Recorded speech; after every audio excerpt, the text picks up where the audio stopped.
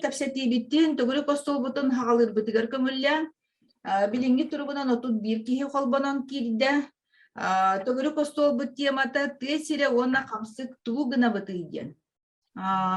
Состояние и вопросы распространения коронавирусной инфекции в наших сельских районах. Так называется наш круглый стол.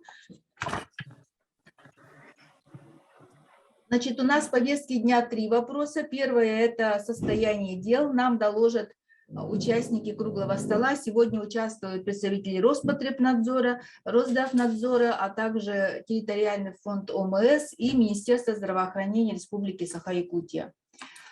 Так, значит, первый вопрос – это у нас состояние дел, связанных с распространением ковида. Второй вопрос – значит, обсудим меры, которые принимаются. Третий вопрос – обмен мнениями и выработка.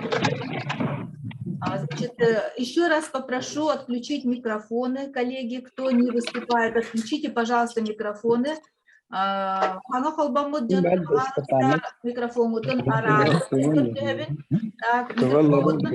Микрофон отын бағалысты. Владимир Иннокентьевич Тимофеев бағалысты микрофон мұнарар. Бағалысты. Отын өсі дағаны күттачылар бұты білі тұралылар. Şöyle bütün hağalıya kayın. Бастатан туран икки тылынан тәрәхимитин ытыақпыт, оты билинги тургунан көрдіқпіне нучалы тылынан ытыаққанады ден манны меха хұры йолор олы. Вот, көмірәйпчілерім икки тылынан ытарға көрдөстілер ден бұғырыдылар WhatsApp-ка меха олиhin нучалы тылынан хағалыр бұтын көңіллян. Опсайынан хағалы әтінеғ бағалақтар бар боллақпытына ол қатчақтанмад, бағалыста төрәбіт тылғытынан тыл әтергетігер, әтекелер әргетігер бігі ағағас микрофон болу. Бігі тәрәхіметер депутаттар бұд бұл күттіні ұлан әрелер, қолбонан әрелер, Владимир Ильич Чигинаров, Тустақ комитет халаятчыта, Михаил Дмитриевич Гуляевы көрөбін, Джа онна бу билинги тургунан отут сетте кихи холбонна. Так, дорогие коллеги, разрешите начать наш круглый стол. Значит, всех прошу еще раз выключить микрофоны. Просто 37 человек, и я, возможно, не буду успевать сама выключать микрофоны. Так, всем, пожалуйста, отключите меня, Саша, да? Значит, я бы хотела первое слово предоставить представителю Роспотребнадзора, потому что вот в течение этих 2 лет, в 2020-2021 году, конечно, мы живем той актуальной и текущей информацией, которая предоставляется нам Роспотребнадзором во главе с Маргаритой Игнатьевой. Огромную работу проделывает наш Роспотребнадзор. Сегодня она лично не смогла принять участие, поэтому ведомство представляет начальник отдела эпидемиологического надзора Будыцыренова Любовь Владимировна. Любовь Владимировна, вы здесь?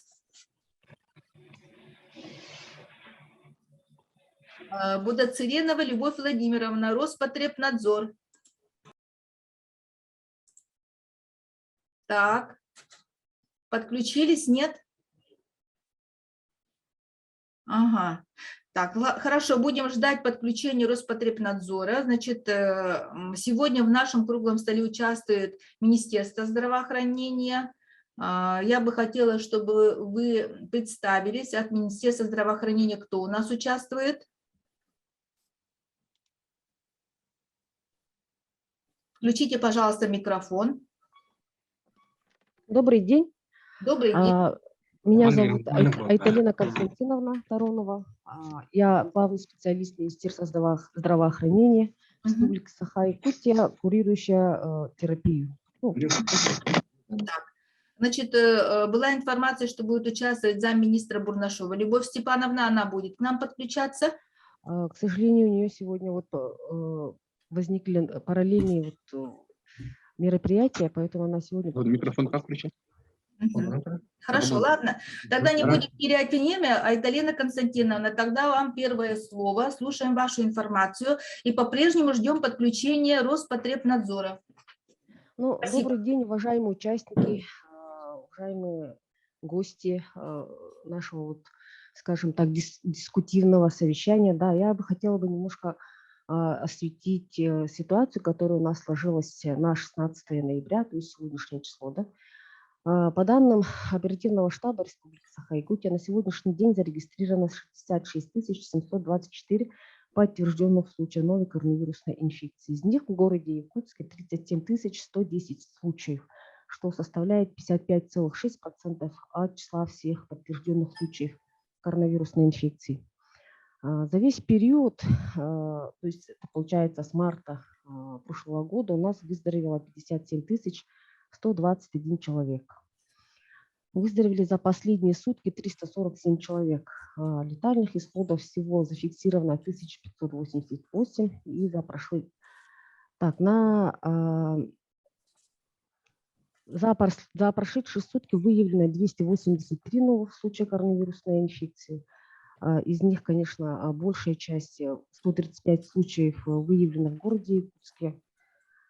Из всех, сейчас на сегодняшний день на активном лечении находится 7307 человек, из которых 1889 – это дети. Из всех детей 85 ребенка находится на стационарном лечении, в инфекционных стационарах как города Якутска, так и республики, центральных районных больницах. То есть. И у нас на сегодняшний день развернуто всего 2619 круглосуточных коек. Из них в районах развернуто 1372 койки. Занятость по республике коечного фонда составляет 72,1%, а в районах занятость коечного фонда составляет 75,4%. Угу.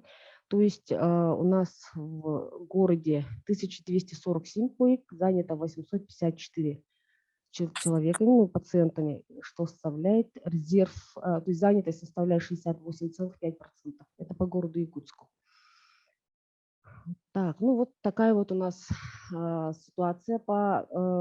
Так, Айталина Константиновна, я извиняюсь, я прошу прощения, конечно, вам довели тему нашего круглого стола, да? Наша тема круглого стола касается сельских районов, потому что очень много подключают улусов. Да. Угу.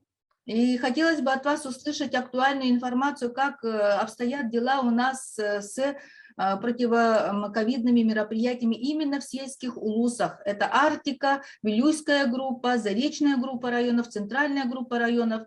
Мы вам информацию и тему круглого стола довели еще неделю назад. Будьте так добры. К сожалению, вот до меня тему довели вчера вечером. И информацию, вот я и рассказываю, какая у нас ситуация сейчас слаживается, какой коечный фонд у нас по региону, то есть кроме города Якутска, еще и по республике. Я освещаю, уже говорю, сколько у нас коечного фонда, какой у нас резерв коечного фонда имеется. Лекарственными препаратами сейчас все больницы, в том числе и районные больницы, обеспечиваются. Достаточный резерв лекарственных препаратов имеется. На сроком до месяца, до 1,5 месяцев резерв у больниц имеется.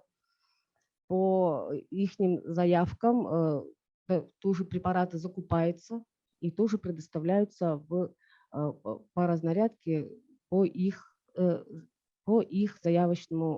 заявочной потребности. Так. Да. Да, можете наводящие вопросы, может быть, задавать, я буду отвечать тогда. Какие вот... Айталина Константиновна, ну мы примерно обозначили, да, вот уже 44 участника, я думаю, что из них большинство это сельские, представители сельских наших улусов. Конечно, все-таки хотелось бы, мы это тоже слышим из информации оперштаба, что лекарством обеспечены, там коечный фонд достатки, там резервы имеются и так далее, но на деле, когда приходят просьбы приобретать лекарства, отправлять эту Актемру, закупают в Москве, переправляют через нарочник и так далее и тому прочее, да, но, конечно, людей такая информация поверхностная не впечатляет.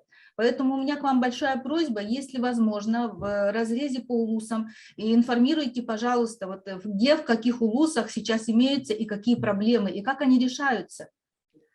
Ну, касательно лекарственных препаратов, которые вы сейчас озвучили, Актемра, да, вот возникали подобные вопросы из-за того, что поставщики, которые вот выпускают вот эти препараты, да, у них не было достаточном количестве препаратов, потому что они выпускают же на весь регион, не только на наш регион, а на всю, на всю страну.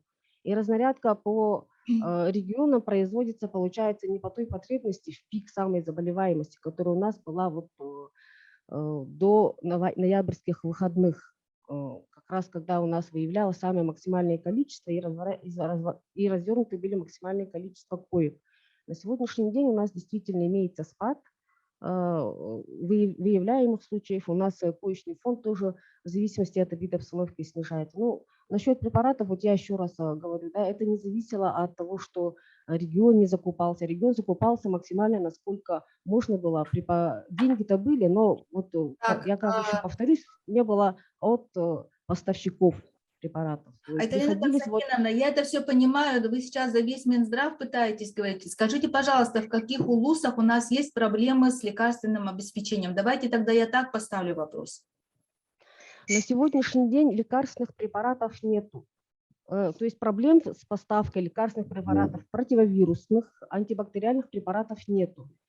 Я говорю насчет вот препаратов, которые вы озвучили, то есть вот эти препараты, которые направлены на предотвращение вот сложных осложнений, как острый респираторный дистресс-синдром. Вот эти препараты на сегодняшнюю дату у нас проблем не было, нету.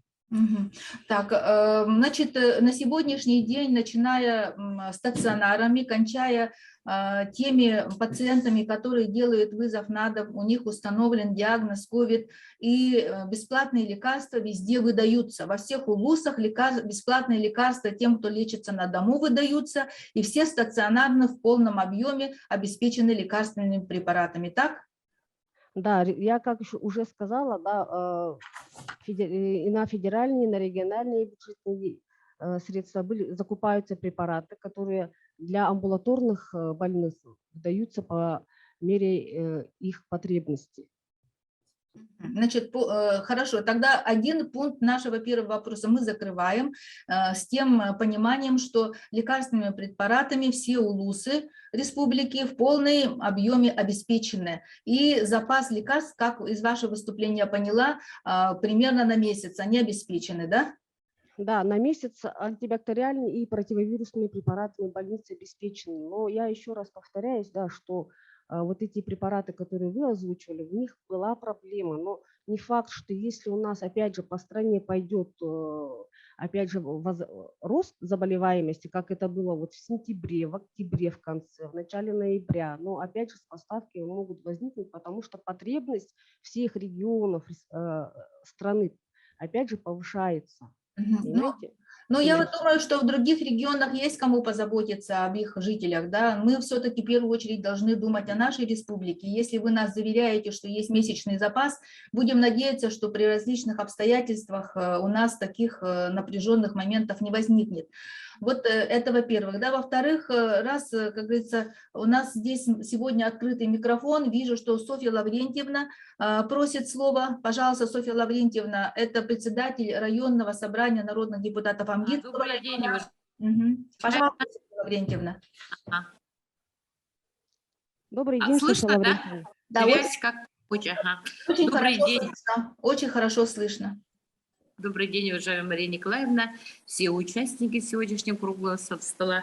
Вопрос к Министерству здравоохранения и Галине Константиновне.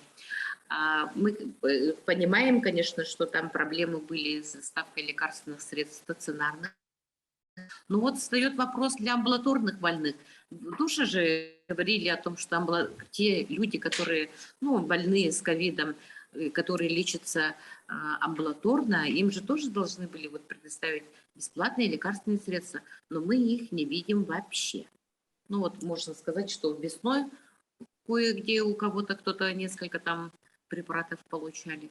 Но на сегодняшний день этих препаратов нет вообще. Как вы на этот вопрос ответите? Дело в том, что в прошлом году было выделено федеральные деньги на закуп лекарственных препаратов для амбулаторных больных. Да, на эти деньги, которые федеральные федеральные деньги поступали, были закуплены препараты, и по потребности были разнаряжены в ваши районные, центральные районные больницы.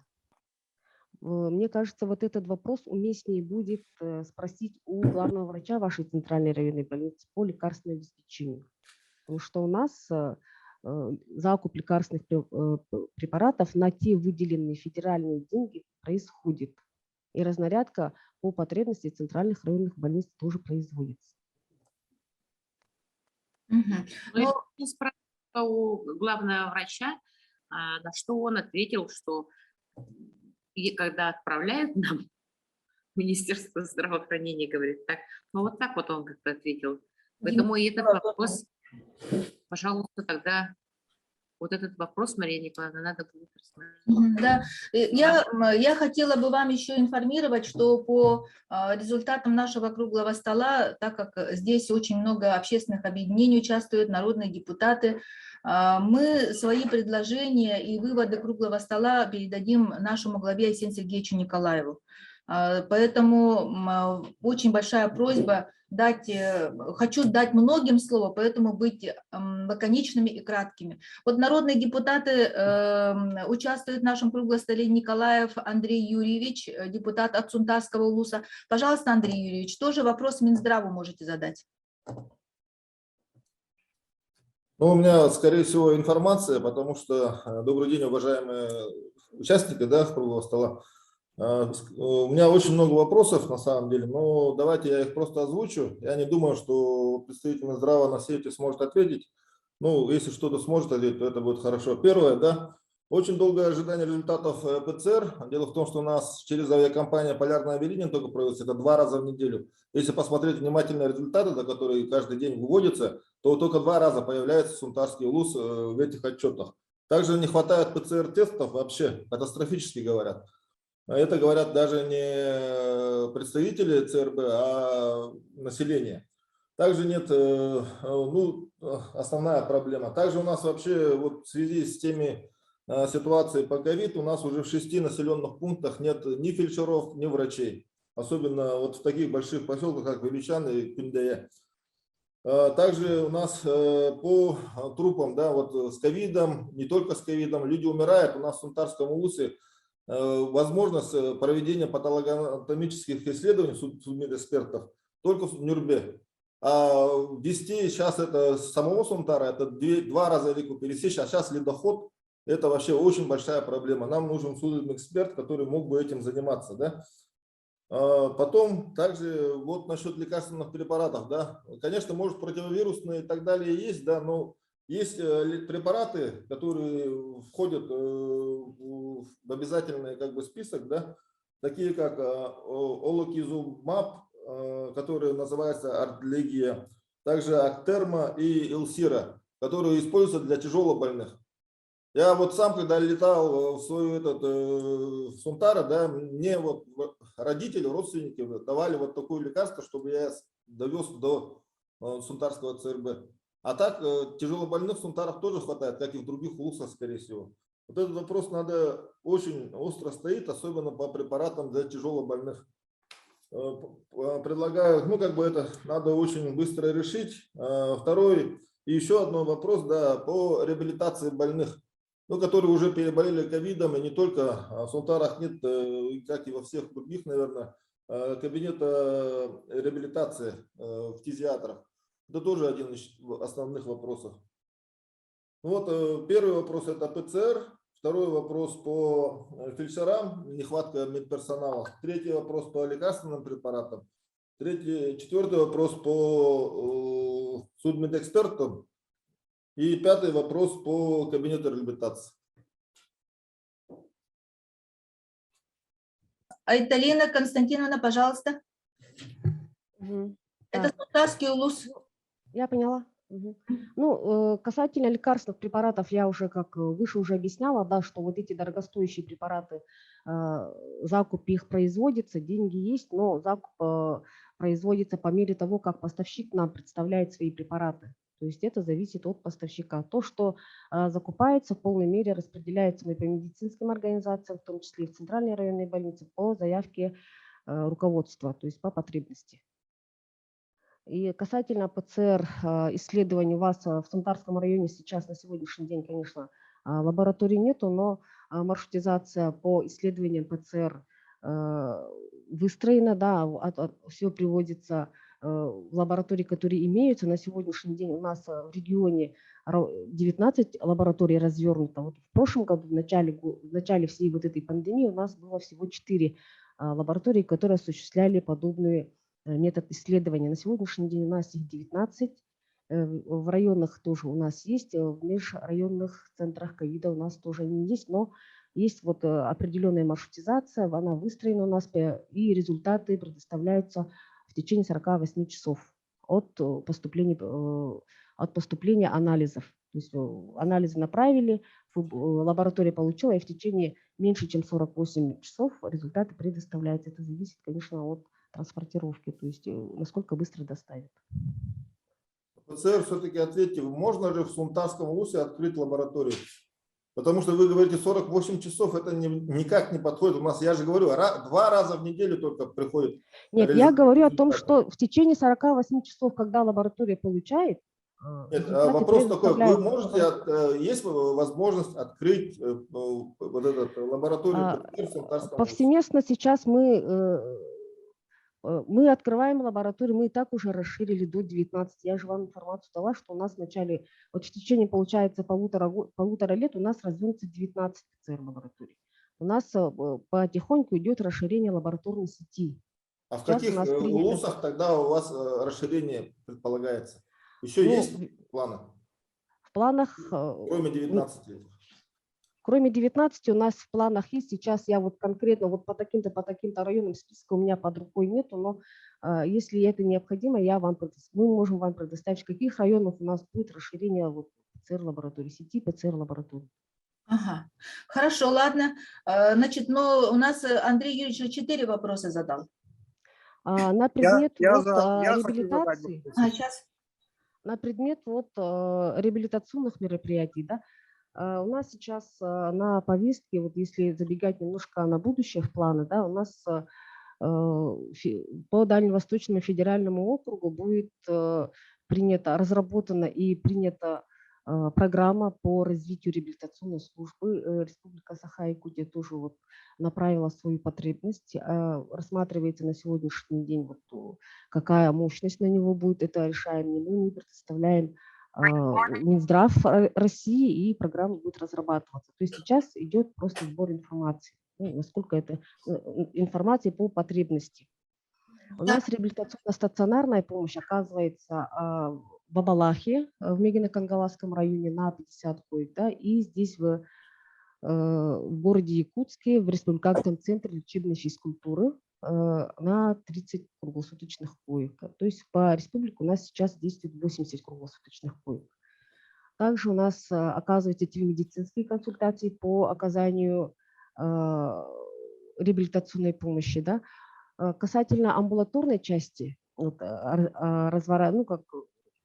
организации амбулаторной части реабилитации, то это должны на местах центральные районные больницы разворачивать, да, но на сегодняшний день у нас пока это в планах развития есть до 2028 года.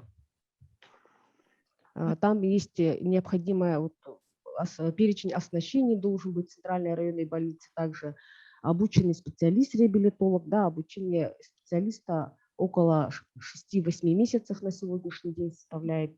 Ну, у нас план развития до 2028 года сформирован, и я надеюсь, что эта работа у нас будет успешной.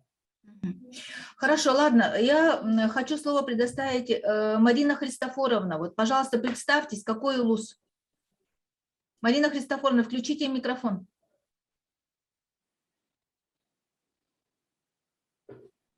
Алло, здравствуйте, слышно? Здравствуйте, слышно вас. Я Ленинский и Венгийский национальный район представляю, депутат районного совета Суглан. Я присоединяюсь к предыдущим ораторам и хочу конкретно спросить, если я самостоятельно закупила Актерму для очень близкого человека, сумма 125 тысяч, будет ли возмещение? И потом от населения такой вопрос. Опять-таки по ПЦР-анализам, почему у нас не делается в районе. И меня очень удивляет с начала ситуации возникновения ковида, почему данные больных, фамилии больных скрываются. В поселках, в районах, где очень малое количество людей, нужно конкретно говорить: Иванов, Петров, Сидоров заболели. Это же ведь не венерическая болезнь. Так говорит народ. Тогда, возможно, если я встретилась бы с Ивановым, я бы конкретно подошла сама в больницу, сказала: вот он заболел, я с ним контактировала. И еще народ говорит, что должны быть бесплатные тесты вот по ИФАДу, ИХАДу, которые стоят там 1000 с чем-то. Вы понимаете, если у людей много детей, что они не будут подходить к этим анализам? Почему нельзя сделать бесплатные? Вот такие вопросы с Оленёкского района. И, конечно же, вот у нас тоже рейсовый выполняется только 1 раз в неделю. Авиакомпания «Якутия». Спасибо за внимание. Добрый день. Касательно вот возмещения, да, препаратов, купленных на собственные личные средства, если препарат, ну, препарат же был назначен больному, правильно? Был назначен врачом, вы имеете право получить возмещение в полной мере через страховую медицинскую компанию, которая застрахован ваш родственник, близкий, да, и можете подать в саму больницу. То есть больница, она, если имелись показания к назначению этого препарата, препарат был назначен, использован, введен больному пациенту, личные ваши средства, затраченные на этот препарат, они должны быть вам полностью возвращены. Это вот касательно препарата Актемра. Да? Касательно лабораторной диагностики, я думаю, что если подключились, Роспотребнадзор тоже, я надеюсь, что не добавят по тестам, да? Я скажу так, во временных методических рекомендациях по профилактике, лечению и диагностике коронавирусной инфекции для диагностики, подтверждения, да, наличия коронавирусной инфекции используются ИХ-тесты в том числе. То есть не только мы опираемся на ПЦР-диагностику, ИХ-тесты, приобретение и наличие ИХ-тестов – это вопрос к руководству вашей центральной районной больницы, то есть они должны закупаться, обеспечить наличие ИХ-тестов. Касательно ПЦР, я уже выше уже представитель Сударского района, я уже объяснила, да, что у нас выстроена маршрутизация, к сожалению, по арктической группе районов у нас ПЦР лаборатория еще не развернута, но на будущее в планах будет рассмотрение вот какого-нибудь одной или две лаборатории, чтобы было в арктической группе районов, чтобы у вас сроки, конечно, вот, выполнения, то есть получение вами заключений, да, лабораторий было бы наиболее сокращено. А так, когда поступает анализ в ту или иную лабораторию, пытаются максимальные сроки, особенно для Арктики, да, предоставить максимально короткие сроки, суточные сроки. Так, у вас еще вопрос, какой был ты? Лаборатория была? Нет, почему нет? Гласности. Почему сначала насчет закрыли? гласности, да, ну, к сожалению, знаете, вот у нас есть федеральный закон 323, да, у него есть пункт 13, это называется врачебная тайна. Все разглашения фамилии, имя, отчества, это должно производиться только с разрешения самого больного, да, мы никак не имеем права распространяться насчет того, Иванов, Петров, Сидоров из села Иваново, Сидорова или Петрова, да, заболел, держитесь от него подальше. Такого никак не может быть, потому что у нас есть регламентирующий федеральный закон. Врачебная тайна не позволяет, только с разрешения самого больного. Защита персональных данных. Это защита персональных данных. Так, значит, Марина Христофоровна, я хочу далее начать слово передать. Вы ответы можете также еще направить нам в письменном виде. И либо писать в чате. Спасибо большое. Так, хочу слово предоставить, значит, первым одним рукой тянул депутат Гуляев Михаил Дмитриевич. Пожалуйста, включите микрофон. Добрый день, уважаемые коллеги, уважаемые участники круглого стола. У меня вопросы и предложения. Ну, здравоохранение сейчас, конечно, очень трудно. Но при этом вот северные районы, открытие лаборатории в северных районах надо сначала провести. Потому что, видите, они очень правильно говорят, что самолеты летают 1 раз в неделю, 2 раза в неделю, а именно не выяснение, болел ли, не болел. Поэтому и распространение ковида. В связи с этим лабораторию надо открывать в северных районах приоритетно первым надо открывать. Это первое. Второе, компьютерные томографии именно в северных районах тоже нужно начало. Потому что ну, близлежащие районы все-таки имеют возможность переехать в город Якутск, а северные никак не могут переехать. В этом направлении тоже надо дать обязательно приоритет. Потом вот с регионами, ну, например, центральные районы, обязательно нужен ковидный центр. Собирались открывать АМГе, там были против, поэтому не открыли. Поэтому я предлагаю лучше открыть Чурапче. В середине как раз и АМГа, и, конечно, Таткинский район. И надо построить вот таким образом. Брюйские группы районов, северные районы тоже надо открывать. Потому что ну, Якутск сейчас не принимает. Вы все знаете. Поэтому срочно надо построить ковид-центры. И четвертое, конечно, вот город Якутск обязательно должен хороший центр.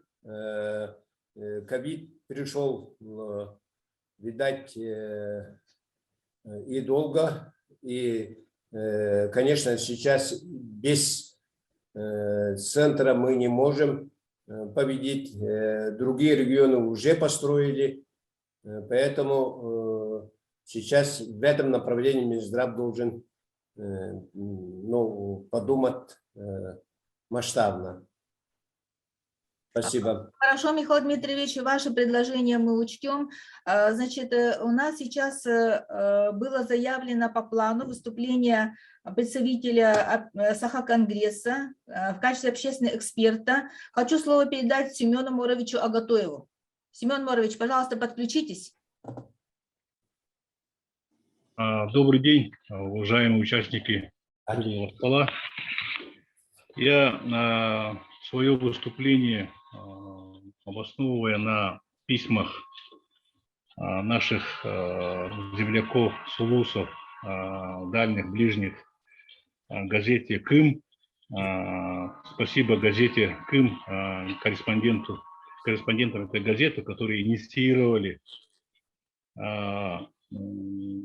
вопрос с мест, как обстоят дела у нас с борьбой ковид и как обстоят дела на самом деле на сегодняшний день. Опрос был сделан в начале и середине октября месяца этого года. Значит, по этому опросу участвовали люди с 18 улусов, это включая и северные, центральные, вилюйские группы улусов, южные группы улусов. Значит, более 50 населенных пунктов представители отправили письма, как у них обстоят дела.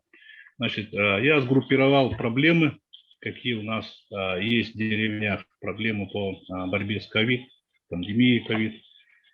Прежде чем приступить к детальному разбору, я хочу сказать, что системная проблема, которая наблюдается с борьбой с ковид в нашей республике, особенно в сельской местности, арктических районах, это заключается в том, что 2 года назад республика запустила так называемую оптимизацию здравоохранения.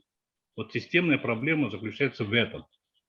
Вот, в оптимизации, сокращении штатов, сокращение числа больниц, закрытие больниц, участковых больниц, значит, оптимизация штатного расписания, где были врачи, там оставили медсестер и так далее. Ну и отсюда вытекает проблема своевременного оказания помощи, анализов, доставка анализов, своевременная помощь, и отсюда и вытекает тяжелое течение болезни, смертельные случаи и так далее. Из этих проблем можно выделить вот несколько десяток, да, вот по отдельности. Значит, анализы ПЦР. Анализы ПЦР повсеместно делаются в хорошем, лучшем случае 4-5 дней. Это львиная доля времени уходит на доставку в лаборатории и прихода ответа с лаборатории. Тут Министерство здравоохранения или там кто за это отвечает, маршрутизации не сделал и никаких работ не ведется абсолютно. Допустим, Сумтар отправляет анализы в Якутск таксистами. Это у них так принято. Это просто выход из сложившейся ситуации и выход из проблемы. Ну, как мы знаем, что Путин в каком-то своем выступлении сказал, что не более 24 часов. У нас в республике это многократно превышается, и за это никто никакой ответственности не несет, ну и, соответственно, никакой работы в этом плане не делается. Потом, как это все делается? Берут только у того человека, который вызвал скорую помощь или медсестру в деревнях и сдал анализ. Не берут у родственников, совместно проживающих из коллектива. То есть одного человека берут и 5-6 дней ждут, а потом говорят, ну а потом приходят и берут анализы у других членов семьи. В деревнях в основном внутрисемейное распространение болезни идет. За эти 5-6 дней случается всякое, и люди оказываются вне зоны контроля по ковиду. То есть никаких лекарств, никакой статистики, ничего по ним не ведется. А если человек хочет самостоятельно сдать анализ, то это в деньгах очень дорогая процедура, и в деревнях этим никто не занимается. И с этим надо что-то делать. Вторая проблема, да, оптимизация. Вот, значит, по закрытию больниц, по сокращению штата, это самая такая больная тема, когда люди в деревнях. Есть деревни, да, где больницы были 100 и более лет. То есть они работали в любое время. И в 30-е, и в 40-е страшные годы войны, и в 90-е, когда сейчас мы все ругаем, что там ничего не было, и все было очень страшно. Они все работали и в полном штате работали. По 7-8 коек было. В этих деревнях по 500, по 700 человек. Речь идет об них. А сейчас этих больниц нету, зачастую и ФАПов нет. Вы понимаете, наверное, знаете, что такое ФАПы. По отсутствию аппаратов КТ это катастрофа. То есть, если даже человека диагностировали ковид, если даже ему назначили лечение, если даже его поместили в обсерватор, там, в больницу, инфекционку и так далее, но нету определения степени течения болезни. То есть человек, никто, ни врач, ни сестра, ни человек, ни родственники, никто не знает степень поражения легких, и есть возможность человеку выжить или нет. Поэтому всеми правдами, неправдами, подключая всех знакомых, родственников, люди стараются попасть в Якутск, в Маю, в Нюрбу, там, где работают эти аппараты КТ. В Барагонцах, допустим, да, и вчера вообще в Барагонцах вот, яркий случай. Есть аппарат КТ, он везде проходит по отчетам Министерства здравоохранения и так далее, что как аппарат существует, то есть там плюсик стоит, галочка стоит, что аппарат есть, но не работает, нету человека, нету комплектующих. Да. 2 года прошло с начала пандемии, никто ничего не подготовил, никто ничего не сделал. За 2 года не нашли человека в Барагонцах, чтобы он управлял этим аппаратом. Это так везде. вследствие оптимизации, ну, сокращения штата я говорил, на выходных и в праздничные дни никаких выездов нету. Человек вызывает, 100% уверен, что у него все симптомы по ковид. На выходные в деревнях никто ничего не делает. Абсолютно. Даже если в субботу в Сунтарах, в Эльгяе получили анализ ковид положительный, он об этом узнает только в понедельник. Дай бог. Вот такая ситуация. Качество и профессионализм медперсонала. Это вот у нас третья проблема. Да? Врачей, медсестер и так далее. Не секрет, что после оптимизации, да, на северах и на вот, деревнях, там, Южной Якутии, Ленском, Улусе, Алекминском, у нас в основном, не основном, а зачастую работают так называемые гастарбайтеры, врачи, у которых дипломы окончания, допустим, Бишкекского, Киргизского государственного университета. Достаточно много жалоб, и северов тоже на них, что не могут друг друга понять элементарно. То есть Саха, плохо говорит деревня по-якутски, это если человек за 65-70 лет. И человек, врач, который принимает его, тоже не понимает. То есть разговор глухого с немым. И последствия вы сами додумаетесь. Вот. Значит, много жалуется народ на халатность. То есть пандемия у нас длится уже скоро второй год будет. Да? Люди, врачи, я имею в виду, медперсонал, имеют остаточную усталость, накопленную усталость. И, соответственно, отношение людей вот именно в октябре-сентябре начинает выходить наружу. То есть я как человек понимаю, да, постоянно находиться один на один. Это я еще раз повторяю. Деревня один на один, медсестра находится с этой пандемией, больше никого нет. Представьте себе. И вот начинается сбой механизма, халатность и небрежное отношение. Человек, который впервые заболел, всегда требует нормальной себе отношения. Из-за этого начинаются, упускаются сроки, правильное диагностирование, значит, и дефицит вообще в связи с этим оптимизацией в деревнях и больших даже деревнях. Тингулю, сколько там, 2400 человек живет. Столько людей, допустим, в некоторых улусах нет у нас. Там нет ни педиатра, ни лор-врача, никого.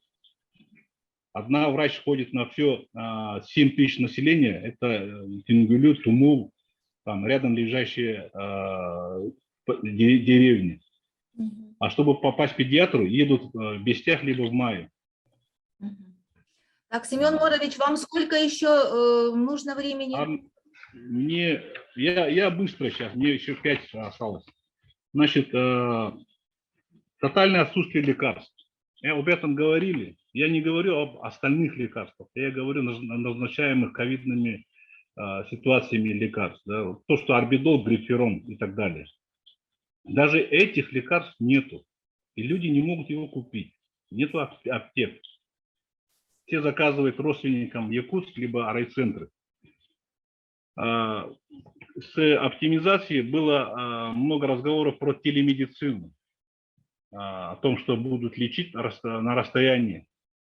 Этого нету. Абсолютно. Даже зачатков нет.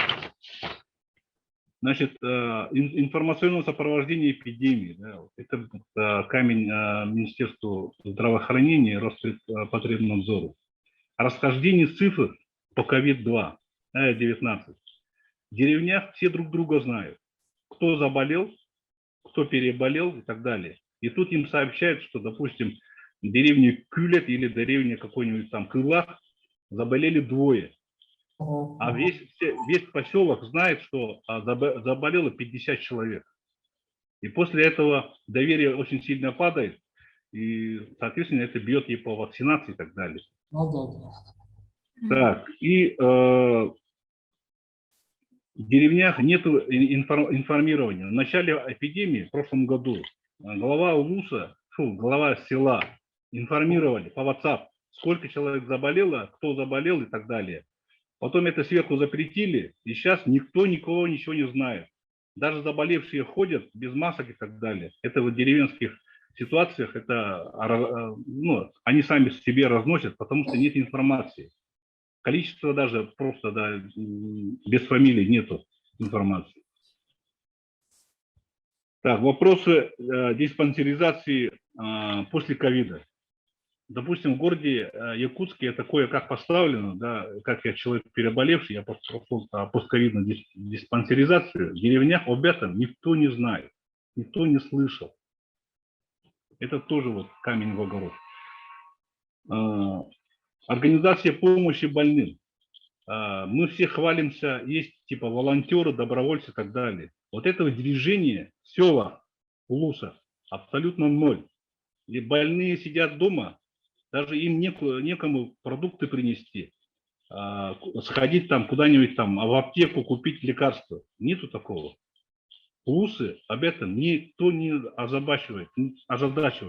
Это очень большая проблема, потому что люди, особенно старые люди, пишут: дети у меня в городе, а я тут одна или одним, и предоставлены сами себе. Мы могли бы заплатить, чтобы нам привезли продукты. Такого нету.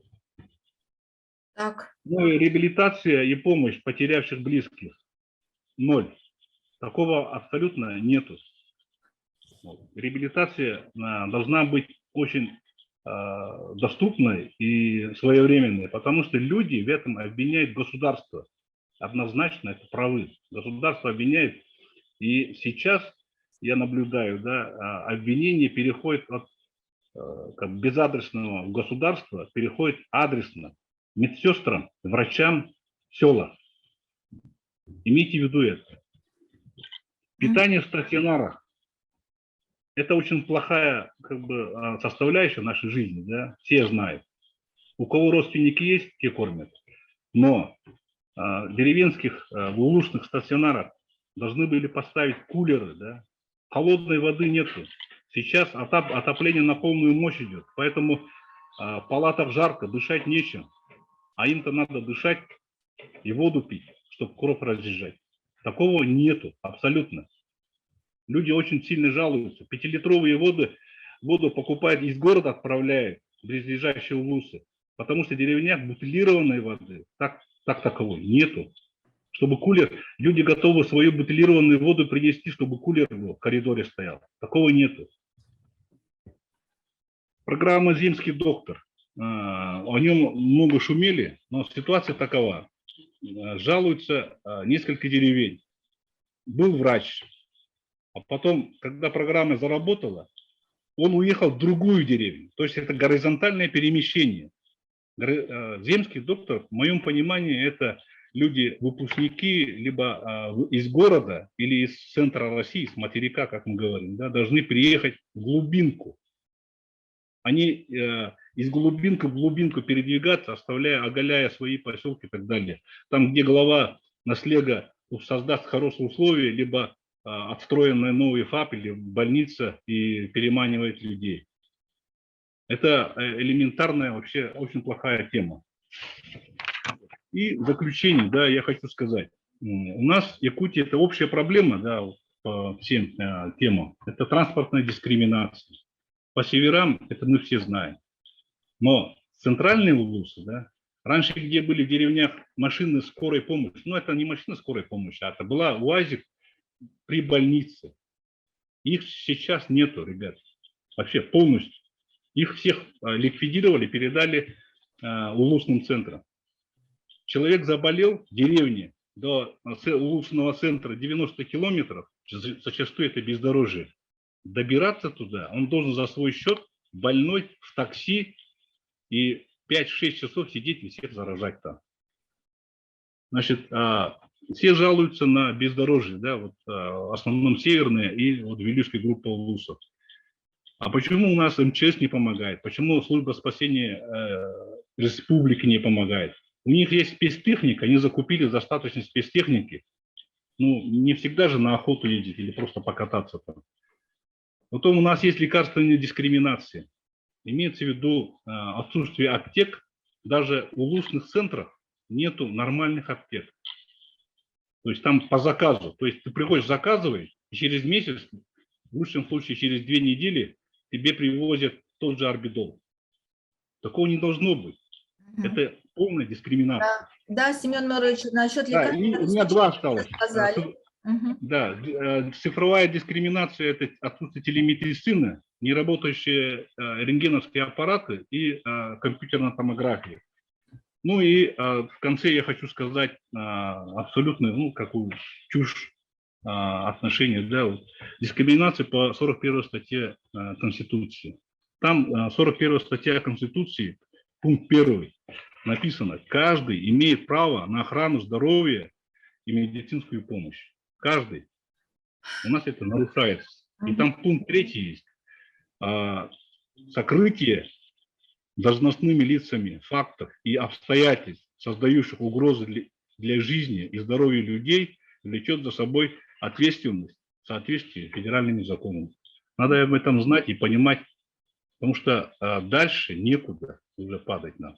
Спасибо за внимание. Семен Морович, спасибо. Но мы сегодня вам выделили достаточно времени, потому что Саха-конгресс был одним из инициаторов нашего сегодняшнего мероприятия. Спасибо за проделанную работу и за то, что с общественностью вы не теряете связь и сегодня доложили действительно более, скажем так, ну, скажем так, скомпоновали все обращения, которые были со стороны общественности, да. И вот думаю, что по поводу информированности и по поводу сокрытия, несокрытия данных, которые связаны с ковидом, вот после совещания наконец-то освободилась и к нам подключилась Будациренова Любовь Владимировна, это представитель Роспотребнадзора, но пока, значит, Любовь Владимировна у нас подключается, хочу сразу для участников круглого стола сказать, что приглашения были разосланы и Ольге Валерьевне Балабкиной, и другим руководителям соответствующим Росздравнадзору. Но, к сожалению, Ольга Валерьевна на сегодня не участвует, потому что вопросы, которые поставил Семен Морович, это, конечно, вопросы касательно правительства, вопросы оптимизации, вопросы, значит, обеспеченности и транспортного, там, так далее, неравенства. Это очень такие большие, глобальные и комплексные вопросы, на которые, конечно, мы бы очень хотели услышать ответы от Ольги Валерьевны. К сожалению, она не захотела участвовать в нашем круглом столе, и таким образом переходим к вопросам информированности, хотя она у нас в течение 2 лет представала на брифингах, докладывала о количестве заболевших, выздоровевших и так далее. Но, как оказалось, население, к сожалению, уже перестало верить той информации официальной, которая идет у нас из средств массовой информации, и люди видят, что в жизни дела обстоят по-другому. И поэтому, может, Любовь Владимировна нам немножко эту ситуацию прояснит. Пожалуйста. Роспотребнадзор, начальник отдела эпидемиологического надзора Будациренова Любовь Владимировна. Пожалуйста, подключитесь, Любовь Владимировна.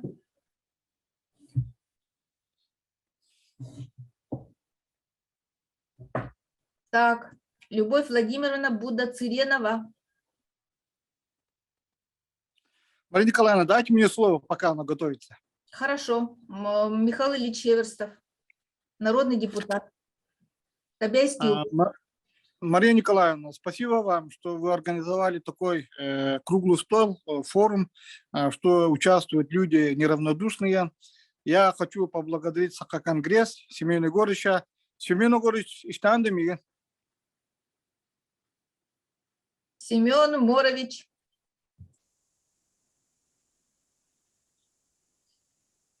Михаил Ильич, пожалуйста. Семен Егорович, да, Семен Егорович, спасибо вам, потому что у вас анализ, в принципе, хороший, но я как депутат, опытный депутат, хотел бы сказать, что, конечно, недостаточный, потому что, ну, допустим, вы говорите, что в аптеках, улусах не хватает лекарств. К сожалению, я вам скажу, что в аптеках города Якутска нет лекарств, не хватает города Якутска. Мария Николаевна, я предлагаю вам, как инициатору данного очень такого актуального вот события, да, или актуальной стороны нашей жизни, да, выступить с инициативой создания парламентской комиссии, по той простой причине, что мы, депутаты парламента данного созыва, вот 1 год занимались борьбой против оптимизации. Был такой у нас знаменитый Солодов, председатель правительства, с которым я встречался десятки раз с другими членами правительства, просил как депутат, чтобы ни в Верхоянском улусе, ни в Кобяйском улусе, откуда я депутатом работаю, не было сокращения медицинских работников, которых и так нету. Вот здесь прозвучали слова, что в каких-то селах медсестра остается 1 на 1. А я вам скажу, медсестер нету в селах. Ни врачей нету, никого нету, ни ФАПов нету. Я про аптеку, про лекарства вообще не говорю. Вот год мы занимались борьбой против оптимизации. Нас не послушали, депутатов ни во что не ставят, оптимизацию проделали. А потом беда пришла. И вот мы в течение 2 лет пожинаем плоды. Как мы заоптимизировались в Якутии. Как Мария Николаевна, вы сказали, Ольгой Балабкиной, я очень часто общаюсь. Вот я человек, который очень далек от медицины. Я, например, медициной никогда не занимался, потому что сам я никогда не болел. У меня вообще даже не было вот этой карточки медицинской. А я вот 2 года, да, вынужден заниматься медициной. Потому что вертолет летит в село Мукучи через 4 дня после заявки, вот, сам задание, 4 дня не летит по разным причинам. Потом вертолет летит, в село Мукучи забирает больного, который болеет там в село Мукучи. И вместо того, чтобы перевести вот этого больного в город Якутск, оставляют этого больного в поселке Сангары.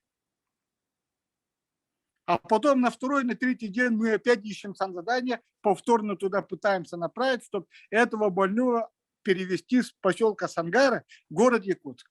А пока мы занимаемся, я как депутат тут спорю, ссорюсь с Балабкиной, зампредом правительства, и этот человек умирает.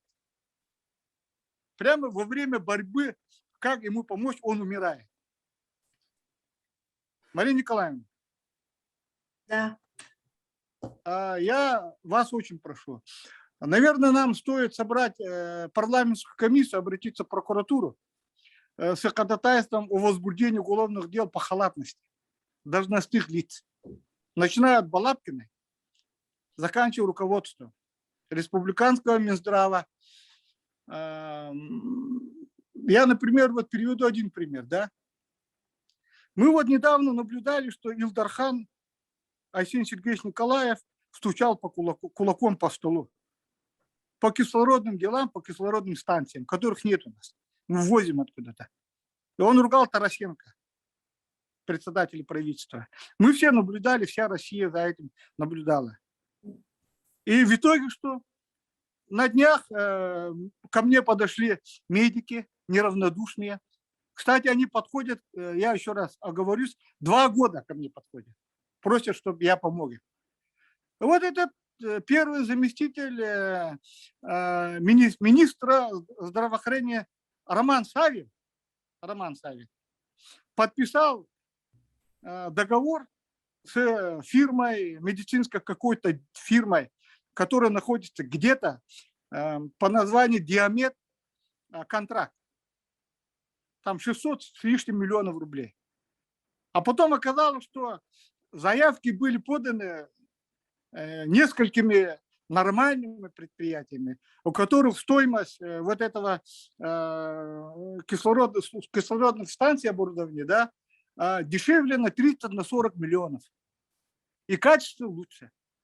А у нас великий первый заместитель министра здравоохранения Роман Савин взял и подписал дороже, хуже. И как мы вот сейчас только что нам доложили, что, например, у Салданском улусе Барагонца стоит плюс, что там есть КТ, компьютерный томограф, который не работает. А кто-то ли их поставил, вот этот КТ, туда, за большие деньги. А кто проверял, кто сейчас ответит? Вот сейчас вот Романа Савина, сейчас он через полгода или через, не знаю, 1 месяц уедет отсюда. А потом кто будет искать этот диамид? Мгм. Так, И поэтому, да, вопрос. Мария Николаевна, я вот пошире вот выступил пошире, да, у меня много было вопросов представитель Минздрава. Кстати, она мне очень понравилась, отвечает хорошо, готовилась и работает, чувствуется. Поэтому я не буду там, в частности, тут по Верхоянскому улусу, по Кобяйскому улусу. Я хотел бы сказать, что у нас беды одинаковые. Лекарств нет, аптек нет, медицинского персонала нет, ФАПов нет, транспортная схема у нас не работает. Вот тут говорили там мой коллега Михаил Дмитриевич Гуляев, которого я очень уважаю, очень хороший вопрос поставил по Чурапче. Если я сейчас начну рассказывать про Батагай, Верхоянскую улусу, про Скобяй и другие села, это вообще там, ну, как сказать, туши свет. Так, Михаил Ильич Бопрогом. Юрий Бопроскон. Вопрос, Мария Николаевна, вопрос к вам. Вопрос к вам, как организатору вот нашего сегодняшнего вот такого совещания, очень нужного, да? Возможно ли, что вы вот по моему обращению депутата парламента будете инициировать создание комиссии парламента, чтобы мы обратились, может быть, к генеральному прокурору, чтобы приехала комиссия и проверила, кто как работал. Почему вот это такой провал у нас? Михаил Ильич, ну, во-первых, я обещала участникам нашего круглого стола, их уже 55 человек, что и запись, и выводы, предложения круглого стола мы передадим нашему главе Есену Сергеевичу Николаю. Это во-первых. Во-вторых, ваше предложение ко мне как депутату я могу вынести на суд своих коллег профильного комитета по вопросам здравоохранения и социальной политики во Владе Владимиром Ильичем Чичигинаровым. И если коллеги этот вопрос поддержат, будет коллегиальное решение. Я думаю, почему бы нет? Кроме этого, у самого парламента есть контрольные функции.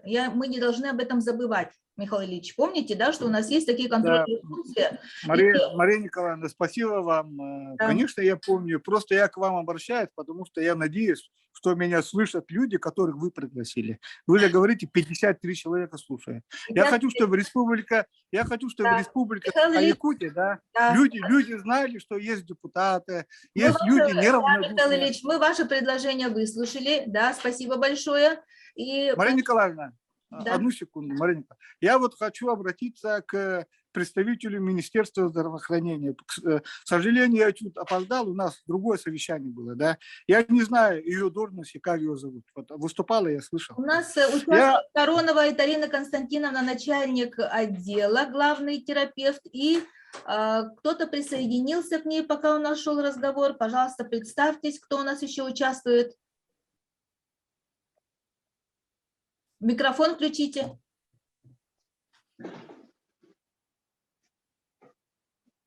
Да, слушаем вас.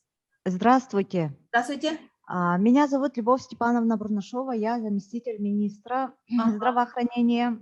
Очень приятно. Я прошу прощения, я приехала с конференции, и буквально через 5 минут начинается оперштаб у Ольги Валерьевны, и рядом со мной тут сидит исполняющий обязанности руководителя департамента оказания медицинской помощи Василий Петрович Игнатьев.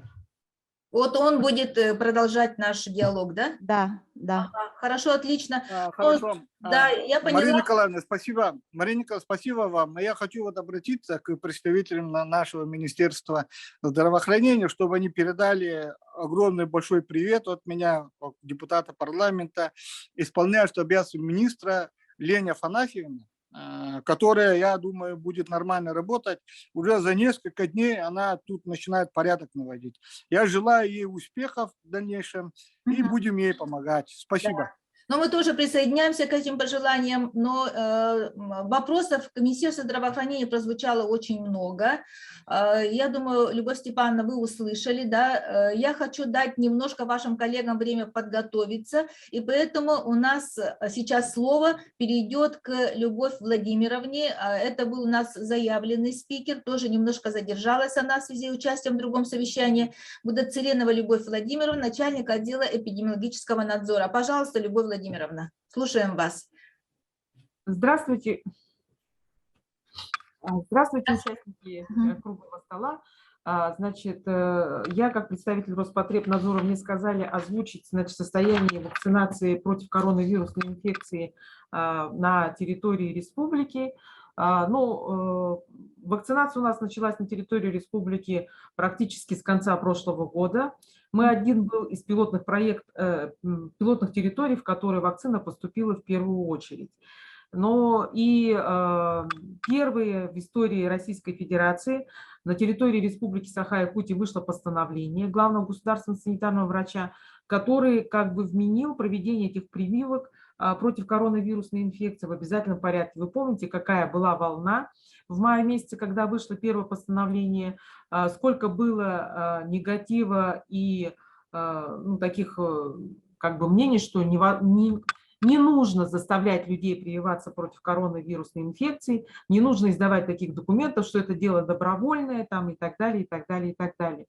Но мы видим, что ситуация с коронавирусной инфекцией в течение 2 лет, она нисколько практически не меняется, потому что все проводимые мероприятия, как ограничительные и лечебные, они все-таки больше как бы создают условия для нераспространения и не является вот таким вот стопроцентным заслоном для этой инфекции.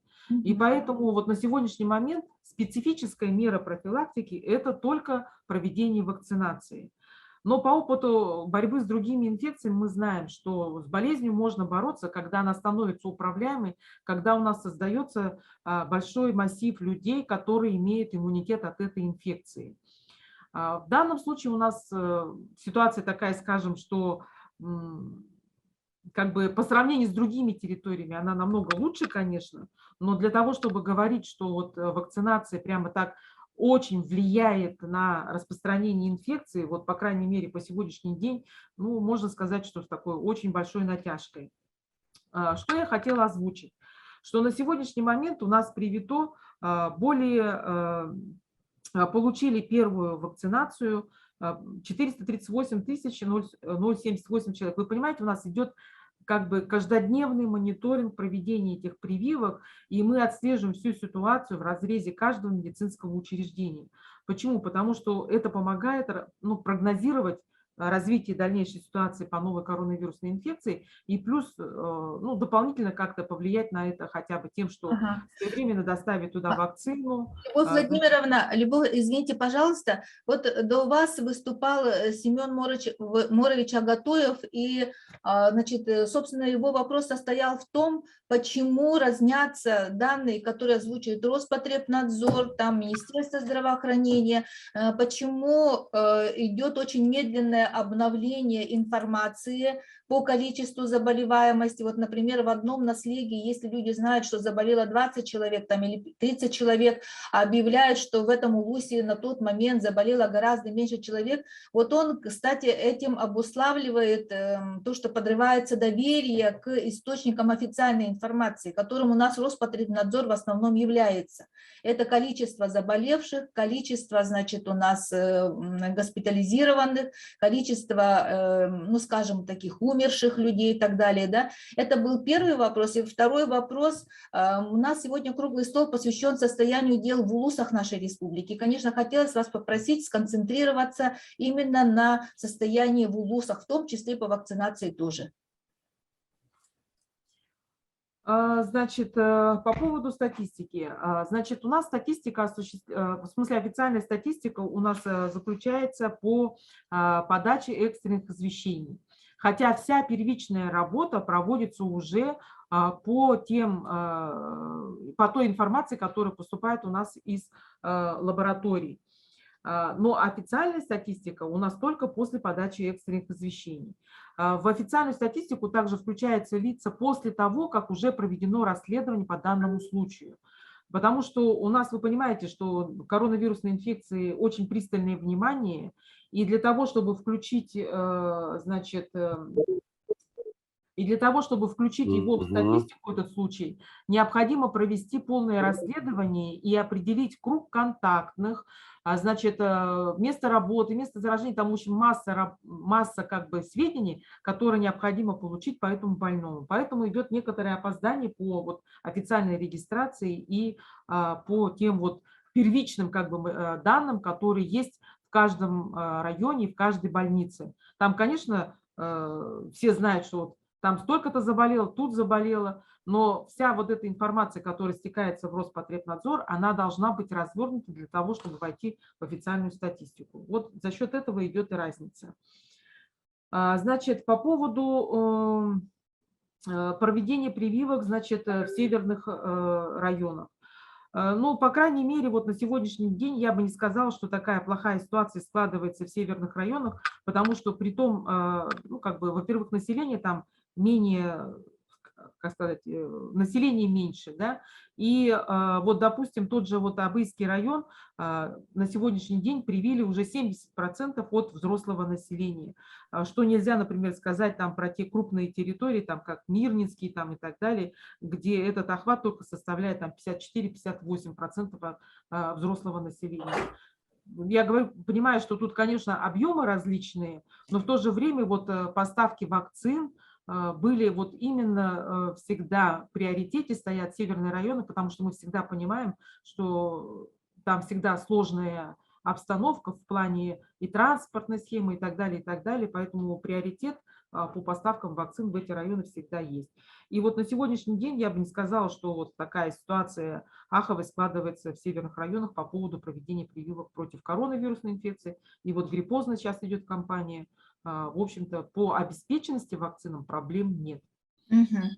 Так, Любовь Владимировна, ну вот не могу не задать вам вопрос, который беспокоит очень многих наших участников, и я думаю, что те, кто общались в период подготовки этого круглого стола, все недоумевали, почему в сентябре месяце открылась школа. Вот понимаете, вот сентябрь, октябрь, когда был этот всплеск заболеваемости ковидом, и впервые мы услышали, что в тяжелой форме заболевают ребятишки, конечно, люди были очень возмущены тем, что открылись общеобразовательные школы, высшие учебные заведения.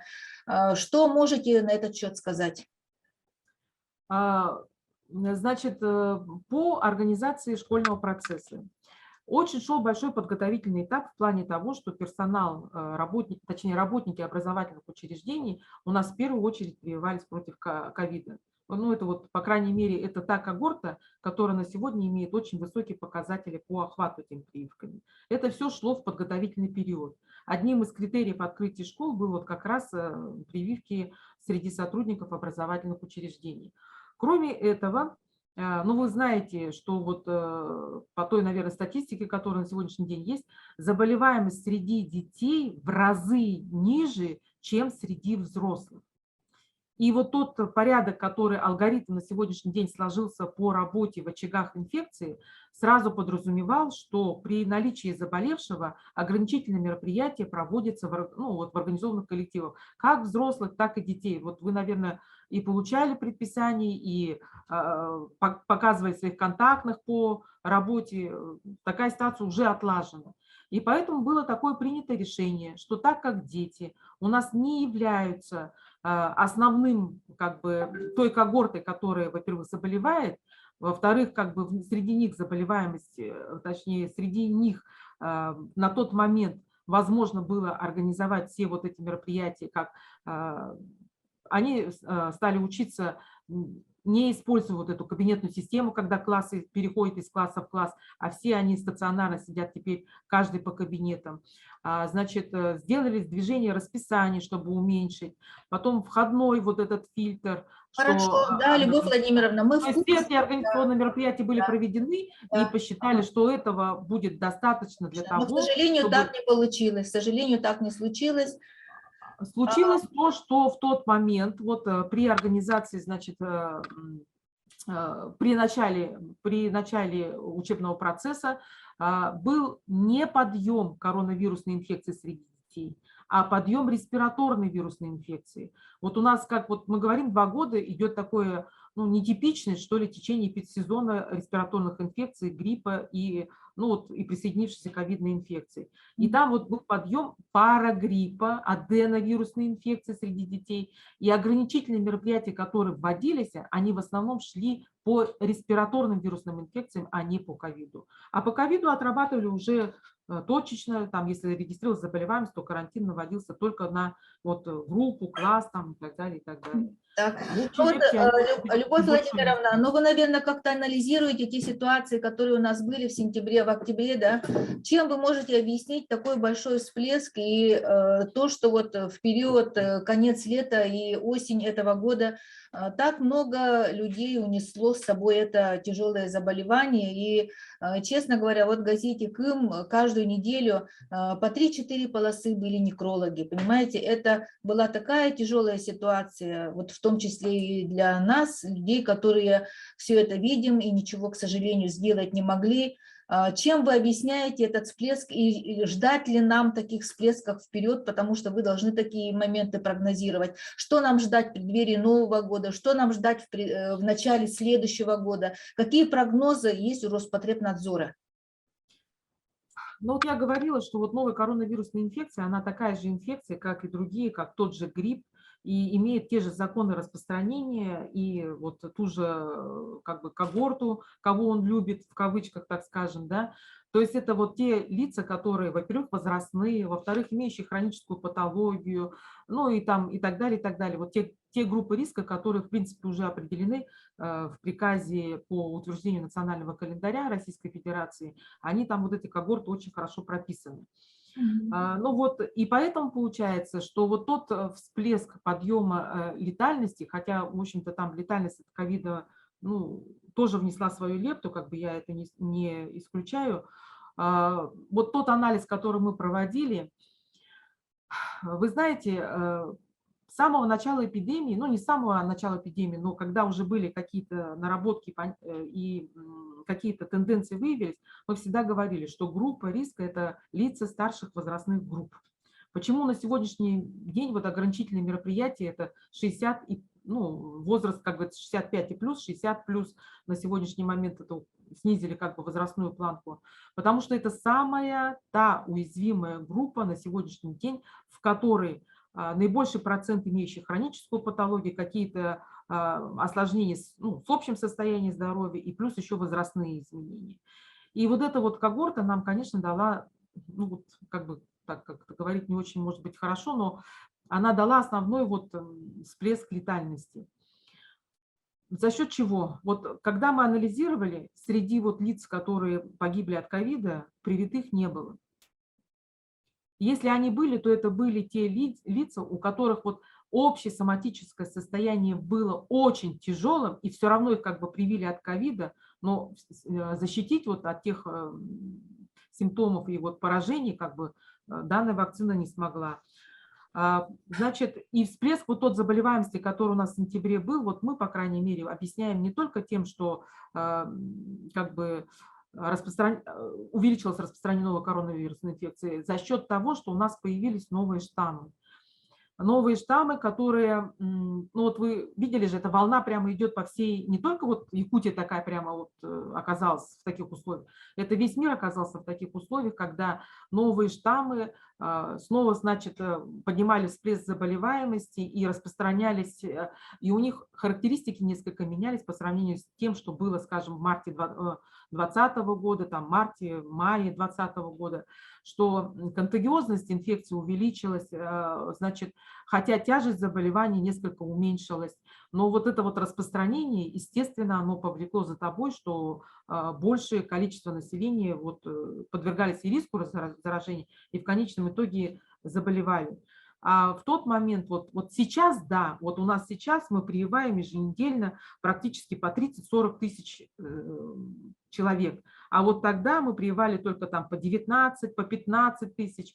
То есть, понимаете, мы вот сейчас хоть немножко вот та прослойка, которая создана за счет иммунизации, хоть что-то влияет вот на ту ситуацию, которая складывается. По крайней мере, мы когда смотрим в очагах, то у нас привитые люди в очагах не болеют. И вот поэтому и послабление в сторону тех, которые имеют прививки, что если они даже контактные, с соблюдением, как говорится, средств ну, вот, всех других мероприятий, они могут продолжать работать, потому что они более или менее защищены от этой инфекции, и среди привитых заболеваемость практически не регистрируется. И если регистрируется, то это очень легкие формы или даже по типу носительства, которые мы просто выявляем вот в рамках мониторинга этой инфекции. Хорошо. Да, Любовь Владимировна, значит, спасибо. Я надеюсь, что вы до конца нашего мероприятия останетесь. Будут еще к вам вопросы, да? Сейчас бы я хотела слово передать Светлане Николаевне Давыдовой, председателю медицинской палаты республики, члена общественной палаты республики Саха-Якутия.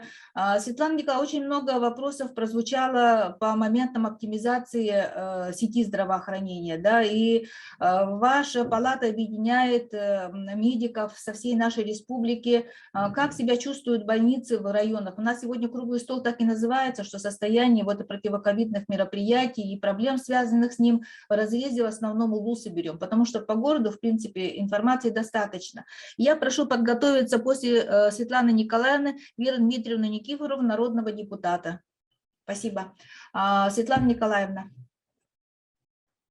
Микрофон, пожалуйста, включите. Микрофон. Добрый день, уважаемые участники круглого стола. Спасибо за то, что предоставили слово. Во-первых, я хотела вначале сказать о том, что мы вот в этой пандемии живем 2 года, и по заключению экспертов, по прогнозам экспертов, мы еще проживем с ним до 2023-2024 года. С ним нам надо научиться жить, уметь жить и как бы строить свою жизнь для того, чтобы в последующем как бы у нас не было таких потерь, когда сегодня по России умирает почти 1200 человек, это одно большое село. Одно большое село умирает ежедневно в России только от ковида. А от других заболеваний тоже, конечно, там есть смерти, да, и вот надо, наверное, нам самим научиться с этим жить. Первое, что я бы хотела предложить, то, что сейчас в России говорят о санитарных, значит, о санитарных таких кордонах, да, которые можно было бы поставить у нас в республике. Мы уже понимаем, что этот НКВИ сегодня, который к нам пришел, это практически биологическая война, которая идет по всей России. И можно сказать, что это не первая и не последняя, и оно будет продолжаться. И мы должны научиться именно жить в таких условиях. Для этого мы должны иметь именно ту нормальную инфекционную службу, которая предусматривает именно вот постановку хорошей границы для того, чтобы перекрыть, как бы приостановить вот эту как бы волну заболеваемости. Во-первых, мы сегодня видим, что больные с НКВИ рожают, больные с НКВИ, хирургические разрешения все равно бывают, да, хирургические операции и так далее. Мы должны сегодня говорить о строительстве нормальной, очень хорошей, современной инфекционной службы не только в городе Якутска, а именно по территориям Республики Саха-Якутия. Мы должны знать, что этот инфекционный корпус – это не только проведение там противоинфекционных мероприятий, инфекционная служба должна быть со службой приема родов, с проведением хирургических операций, острых случаев и так далее. Это должно быть по всей территории республики. Там в зависимости, там сегодня же мы имеем такие места, там Мирные, да, там отдельно Нюрба, там еще кто-то. Что там зонирование? Да. Вот в любом случае такая инфекционная служба, она должна быть развита сегодня в Республике Саха-Якутия. И, конечно, обязательно здесь должны мы вести речь о подготовке кадров, медицинских кадров. Мы сегодня знаем, что онкологическая служба в республике сегодня очень хорошо провела подготовку своих специалистов и проводит подготовку специалистов, имея кафедру онкологии на базе нашего медицинского института. И сегодня есть у нас такая же реальная возможность на базе Северо-Восточного федерального университета именно подготовки службы и инфекционной службы. Да? И точно так же там же имеется и подготовка врачей-эпидемиологов. Мы на сегодня уже как бы с учетом вот этой пандемии мы уже понимаем, насколько сегодня высоко ценится именно труд врачей-эпидемиологов, потому что именно врачи-эпидемиологи являются вот такими аналитиками и организаторами всего медицинского процесса, организации медицинской помощи в период таких инфекционных патологий. Поэтому Любовь Владимировна сегодня одно из первых лиц в республике, которое именно проводит именно всю вот такую активную противоэпидемическую работу. И в любом случае здесь то, что вот у нас же была очень сильная противоэпидемическая служба в республике, помните, да? У нас в каждой деревне, чуть ли не в каждом этом, у нас были помощники врачей, эпидемиологов и так далее, которые проводили такую же противоэпидемическую работу. Мне кажется, сегодня речь надо вести о восстановлении именно санитарной службы в том виде, ну, в улучшенном виде, чтобы именно она соответствовала современным требованиям. И хотелось бы сказать, что спасибо большое нашему Роспотребнадзору. В таком малом количестве сегодня они стоят. Их мало совсем. Эпидемиологов 5-6, врачей-эпидемиологов 5-6 штук по республике, понимаете, которые вот с Любовью Владимировной работают. Это надо им сказать огромное спасибо. Они без сна, без этого вот работают вот эти всю вот 2 года. Им замены нету. Вот то, что они организовывают вот эти противоэпидемические мероприятия, это им надо сказать огромное спасибо и большой низкий поклон. Я понимаю, врачей, лечебников, ну, не так много, мы тоже не, это, как говорится, не лошадки пони, да, но в любом случае мы тоже работаем, но в то же время их эпидемиологов очень мало. Вот те, которые организовывают противоэпидемическую работу в республике, именно вот те мероприятия, которые проводятся для прерывания цепочки и передачи инфекций, вот это они, голова сидит, которые вот этим они и занимаются. Мы, лечебники, конечно, вот то, что Любовь Владимировна сегодня сказала по поводу регистрации заболеваемых и так далее, но вы не забывайте еще, врачи-клиницисты, они сами ставят диагноз, даже если отрицательный ПЦР-анализ, да, они по клиническим показаниям, они ставят диагноз и включают их в федеральный регистр. И в любом случае пациент, который заболел, он включается в федеральный регистр, и он в статистику всей России входит. И как бы то, что статистика там тоже разнится, это, конечно, то же самое. Ну и в конце хотелось бы сказать, да, уважаемые участники круглого стола, я бы хотела призвать всех вас, чтобы вы были участниками какого-либо флешмоба или так далее. Вы сегодня, вот мне Софья Лаврентьевна отправила какой-то флешмоб, который против вакцинации, против тех мероприятий, которые проводятся для прерывания цепочки вот этой передачи. Почему мы, сознательные люди, должны идти на поводу таких людей? Почему у нас нет выступлений депутатов? Почему у нас нет активных людей, врачей, которые могли бы сказать, вот мы сегодня вакцинировались, и вы должны тоже вакцинироваться. Понимаете? Наши доктора видят умирающих людей в реанимациях. Наши доктора целый день работают, извините меня, вот в этих камуфляжах в инфекционном отделении. А вот именно тех людей, которые сегодня были участниками вот этого флешмоба, отправьте давайте в красную зону. Посмотрим, как они там будут работать. И самое-то главное, что надо учесть, что это люди не привитые. Я бы очень хотела, чтобы вы все стали участниками, организаторами какого-либо, вот, захлестнуть вот ту волну противоваксеров, да, противоковидников, антиковидников, чтобы они захлестнули полностью вот эту волну. Это должно быть очень сильное какое-то движение, общественное движение. Сидеть и все время обвинять в этом главу республики, ту же Ольгу Валерьевну, что она немножко там неправильно посчитала, да, того же министра здравоохранения, что мы неправильно лечим или неправильно лекарства привезли и так далее. Это неправильно. Я понимаю, что у нас нету сегодня лекарств, мы не можем принести каждому амбулаторному пациенту, потому что слишком много стало. То, что мы планировали, то, что мы прогнозировали, какая заболеваемость будет, оно перехлестнуло то, что должно было быть, потому что мы не своевременно привились, потому что мы своевременно не защитились. И сегодня всех и вся обвинять в том, что медик, оказывается, КТ там не запустили, да, или там еще что-то, я тоже считаю неправильно. Так вы возьмите на себя часть как бы ответственности-то на себя. Вы же должны тоже быть ответственными. Да, мы все участники, да, этого процесса, значит, и действительно согласна, движение должно быть двусторонним. Но, Светлана Николаевна, сегодня тоже прозвучало мнение, почему у людей нет доверия к этой вакцинации. Потому что в отдельных случаях были перегибы, то, что людей заставляли там и так далее. Конечно, я сейчас... Смотрите, да, Мария Николаевна, смотрите на меня. Я ни один врач в жизни, ни один врач ни один доктор никогда не пожелает плохого своему человеку, ну, пациенту. И он всегда будет желать ему хорошее. Если врач говорит, что надо прививаться, значит, надо прививаться. Они что, ученые, они видели состав этого, как говорится, вакцины, они видели вообще сам этот вирус. Я вот это вообще не понимаю, почему люди вот именно так поступают. И самое-то главное, вот бабушки, дедушки, которые умирают в стационарах, это бабушки, дедушки, это которые послушались таких молодых людей, которые выступают здесь, вот в этих флешмобах. Они же их послушались, они считают, что они продвинутые, а потом умирают их бабушки и дедушки стационара. Кто в этом виноват? Неужели врач, который предпринял все, что он может сделать? Я считаю, что это прямое уголовное как бы ответственность тех людей, которые выступают именно в таком виде.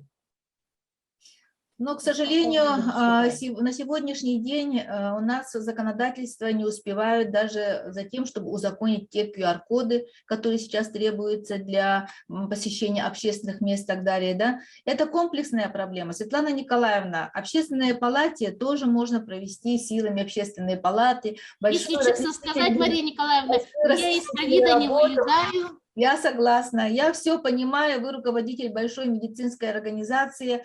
Ну и вот параллельно звучала тема по поводу оптимизации медицинской сети, медицинских учреждений. Вот вы, как руководитель медицинской палаты, очень хотелось бы ваше мнение услышать. Как нам быть? Вот, потому что это процесс оптимизации начался, ну, скажем, года 4 тому назад, и до сих пор эти отголоски не утихают. Даже ковид не образумил людей, у которых горячие головы, которые до сих пор настаивают на оптимизационных процессах. Светлана Николаевна, ваше какое отношение к этому?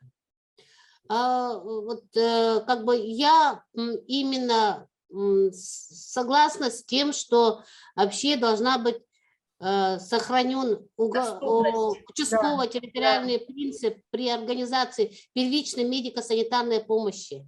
Это говорит о том, что любой человек, вот господин Нагатоев говорил, что, ну, ссылаясь на 41-ю статью Конституции, что мы должны все иметь равную меру доступности оказания, ну, получения медицинской помощи. Да? И самое-то главное, здесь надо говорить о том, что мы сегодня говорим даже не в городе, а об организации медицинской помощи в малых селах, правильно, да? Если бы эти малые села были бы, как бы сказать-то, законодательством как-то признаны, да, и что в каждом, даже где живет 10 человек, 15 человек, должен быть медицинский работник, или же организованная медицинская помощь с учетом санитарной авиации и так далее, да, это должно быть в любом случае. Но я как чисто медицинский работник могу сказать, да, хирург там, где живет 500 человек, он не нужен, правильно? Хирург, он это человек, который, ну, понимаете, да, надо идти... Николаевна, у нас в стенах нашего парламента тоже было очень много дискуссий по поводу оптимизации. Да, никто не настаивает, чтобы в каждом селе был хирург, но абсолютно правильно, что медик в лице врача, фельдшера, в каждом селе должен быть, и нужно тоже со стороны... Вот у меня еще вопрос к нашим народным депутатам. Смотрите, у нас наши дети, да, учатся в медицинском институте, учатся в медицинском училище. Потом после этого наши дети захотят поехать себе на родину. Вот смотрите, у вас, Мария Николаевна, ваш ребенок поехал бы работать в Алекминский район, в деревню там Урицкая, где требуется врач. Светлана Николаевна, мой ребенок поедет. Если мы закончим... Вот, я про своего ребенка точно могу сказать, что она не поедет. Я его заставлю в другую, ну, как я деревню, заставлю поехать, Светлана вот Николаевна. смотрите, если вот взять, даже в частности, надо сделать так, чтобы каждый район умел планировать подготовку врачебных кадров, медицинских кадров у себя в районе. И именно вот эту часть подготовки, кадровую подготовку, конечно, надо будет вести. И это должно быть постоянная подготовка. Но сегодня медицинский институт, он добавил, как бы прибавил норму приема бюджетного приема Бюджетные студентов, места, да? бюджетные Да. места, да. Бюджетные места. Но мы сегодня уже горим, потому что мы видим, что в селе Урыцкое там не хватает врача, там еще где-то не хватает того-то доктора и так далее. А врачи-то, да, а вот эта плановая подготовка, она где-то в каком-то месте чуть-чуть нарушена. И точно так же средний медицинский персонал. Благодаря вот именно активной работе Дмитрия Афанасьевича, да, сегодня открывается... Это медколледж, да. Да, открываются вот эти училища именно на территориях. Там в Нюрбе открылось, там в Венске, в Алдане, там, где более-менее такой активный главный врач, она работает очень быстро с Дмитрием Афанасьевичем, и они получают свой штат среднего медицинского персонала. Конечно, надо в этом направлении тоже работать, но возможности у нашего медколледжа тоже не безграничны. Необходима поддержка, согласна. Да, необходима поддержка в этом направлении, чтобы в каждом селе был свой фельдшер, своя медсестра, акушер. Спасибо большое, Светлана Николаевна. Значит, как обещала, слово передаю Вере Дмитриевне Никифоровой.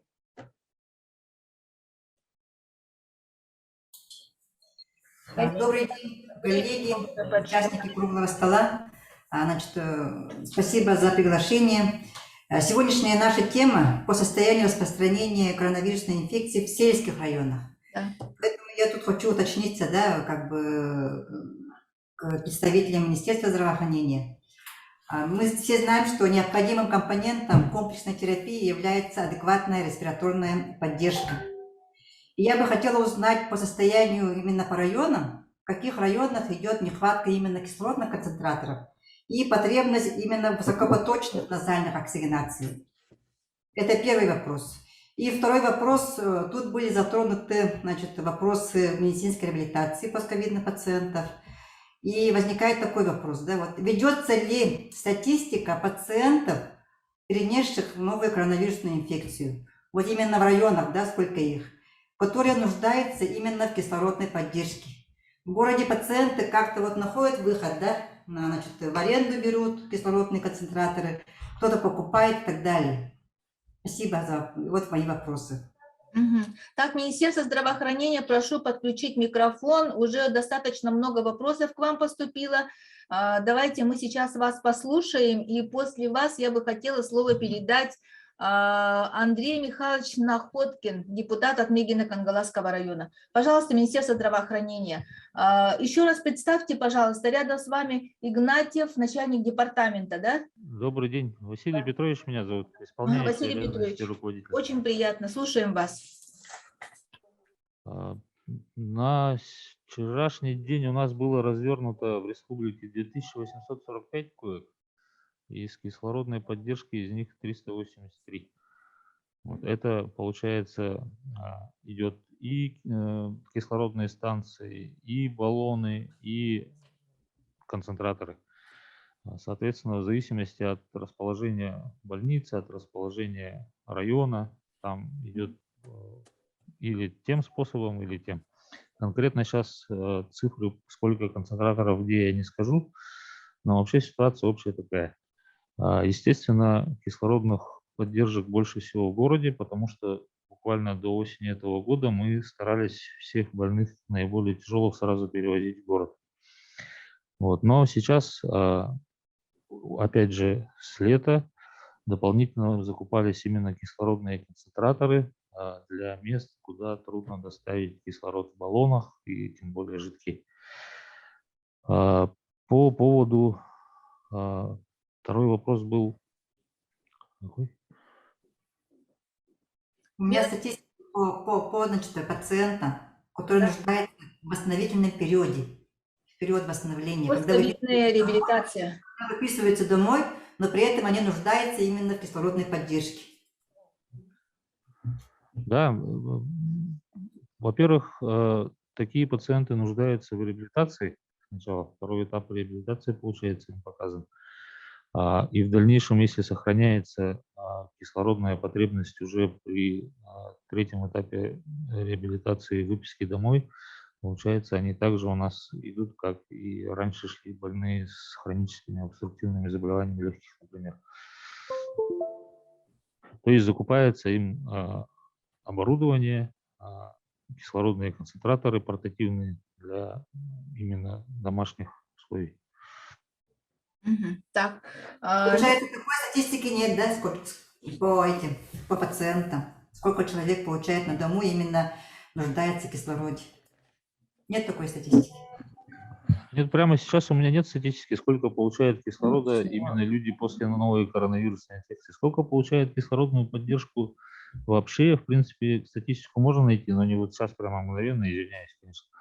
Вот. А сколько именно переболевших новой коронавирусной инфекцией, конкретно такой статистики у меня сейчас нет.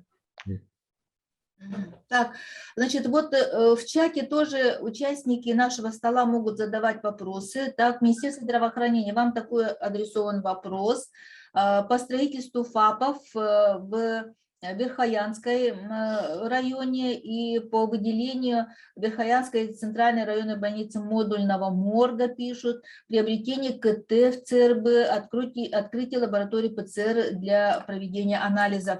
Что-то по Верхоянскому району у вас планируется в 2022 году?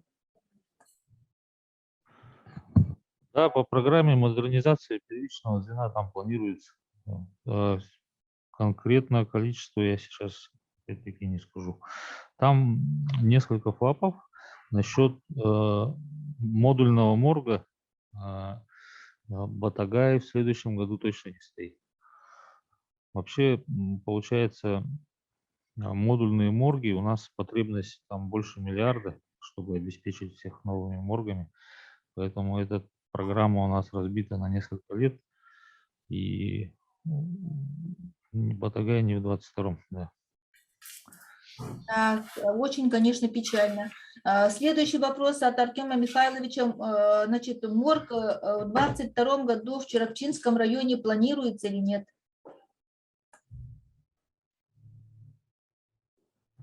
Это все, значит, расписанный наш план по модульным моргам. Значит, он сформулирован у нас в прошлом году еще. Но в связи вот с продолжающимся пандемией и так далее, у нас финансирование в этом году только на 2 модульных морга было, поэтому там идет некоторый сдвиг этих планов всех. На следующий год у нас 42 миллиона рублей на закупку модульных моргов. А в каких улусах будет? Это решение будет приниматься, получается, в конце декабря, в январе, потому что всем районам необходимо, мы прекрасно понимаем ситуацию, что и мы вынуждены будем расставить приоритеты. Так, значит, Министерство здравоохранения, к вам огромная просьба, нам нужно как-то это все в темпе сейчас провести. Да? Поступил вопрос с обеспеченностью врачами в Вилюйском улусе. В Вилюйском улусе какие проблемы с врачами есть? С обеспеченностью врачами? От главного врача Вилюйской ЦРБ, как сказать, постановок вопросов об остром дефиците врачей Вилюйский именно не поступало. Не поступало. Хорошо, ладно. Давайте сейчас я хочу слово предоставить Андрею Михайловичу, и после Андрея Михайловича слово будет предоставлено главному врачу Усть-Алданской ЦРБ Артему Михайловичу Ксенофонтову, и после Артема Михайловича представителям Сунтарского ЦРБ и зам главы по социальным вопросам Сунтарского улуса Ульяна Дмитриевна Попова. Андрей Михайлович, пожалуйста. Уважаемые друзья, извините, пожалуйста, можно вопрос озвучить на русском языке, потому что у нас, к сожалению, вот Василий Петрович, да, он по-русски говорит. Пожалуйста, по-русски. Андрей Михайлович, ну ты начали это тему, но ты тербуланди. Уже начинаю говорить. Проблем нет. Светлана Николаевна, я полностью согласен с Давыдовой о том, что мы должны все разделять ответственность. Но я вот со своей стороны тоже привит и все это снял на видео, отправил своему району, убедил много людей, что прививка необходима. Мы, народные депутаты, постоянно предоставляем материальную помощь а также двумя руками, можно сказать, голосуем за выделение дополнительных средств с государственного бюджета. Вот недавно тоже утвердили постановление по при корректировке государственного бюджета на дополнительное финансирование расходов государственной программы развития здравоохранения. Это оказание по оказанию санитарно-авиационной помощи, скорой медицинской, лекарственное обеспечение отдельных категорий граждан, финансовое обеспечение выполнения государственного задания учреждения здравоохранения, приобретение модульных кабинетов компьютерной томографии для арктических и северных улусов нашей республики. Это постановление уже. Ну, вот есть информация, что по Российской Федерации, по мерам поддержки экономики и граждан в период ковидной ситуации, например, выделено 660 миллиардов рублей. Это больше, чем программа модернизации первичного звена здравоохранения на 21-25 годы, которая предусмотрена на 5 лет 550 миллиардов рублей, а на 9 месяцев уже выделено по ковидной ситуации 660 миллиардов рублей.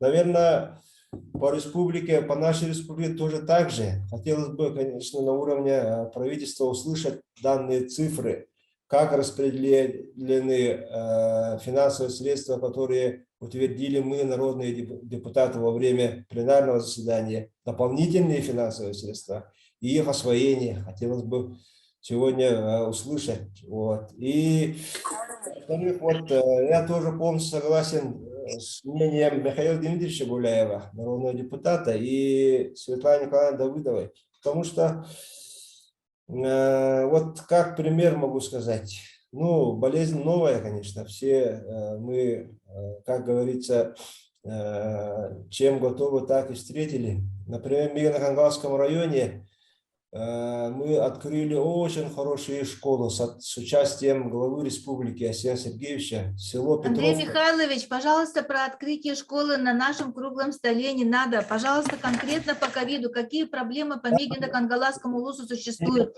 Или у вас там все благополучно? Мы же обсуждаем сегодня состояние дел в сельских районах. Мария Николаевна, именно проблема в том, что вот эта школа уже 2 года работает под обсерватор. Уже 2 года. Понятно. Да. И ну, надо запланировать, включить в план вот, самые густонаселенные сельские улусы же, 5 районов там. Открытие обсерватора или инфекционного отделения, или вот этого пока нету в плане. Это такой постановочный вопрос тогда, да? Постановочный вопрос, Ага, хорошо, спасибо, Андрей Михайлович. Так, ну вот, если, Андрей Михайлович, все, да? Все. Да, хочу слово передать главному врачу Усть-Алданской ЦРБ Артему Михайловичу Ксенофонтову. Чурапчинской. А почему Усть-Алданский вы мне пишете-то? Чурапчинский ЦРБ, пожалуйста, подключитесь. Добрый Артем день. Михайлович. Да, здравствуйте, Артем Михайлович, слушаем вас. Так, ну, у нас проблема, конечно, одна, это вакцинация, слабая вакцинация. Ну, наверное, все видите по данным оперштаба республики, что мы сейчас находимся на последнем месте. И вот, пользуясь моментом, я бы хотел попросить у вас именно вот от депутатов, да, от общественности, чтобы они призвали наших глав и наше население, чтобы они прошли все-таки вакцинацию, потому что мы видим же корреляцию, где, скажем, ту же страну Израиль возьмите, сколько человек процентов там провакцинировано и сколько у них смертей за сутки происходит. Там очень в день у них максимум 10 человек в стране происходит смертей. Артем Михайлович, я уверена, что вы со своей стороны делаете все возможное, и, наверное, вакцинами тоже вы обеспечены, да? Что людей останавливает и какая главная причина, какую главную причину называют люди, которые отказываются от вакцинации? Артем Михайлович, подскажите, пожалуйста, какие там настроения у людей?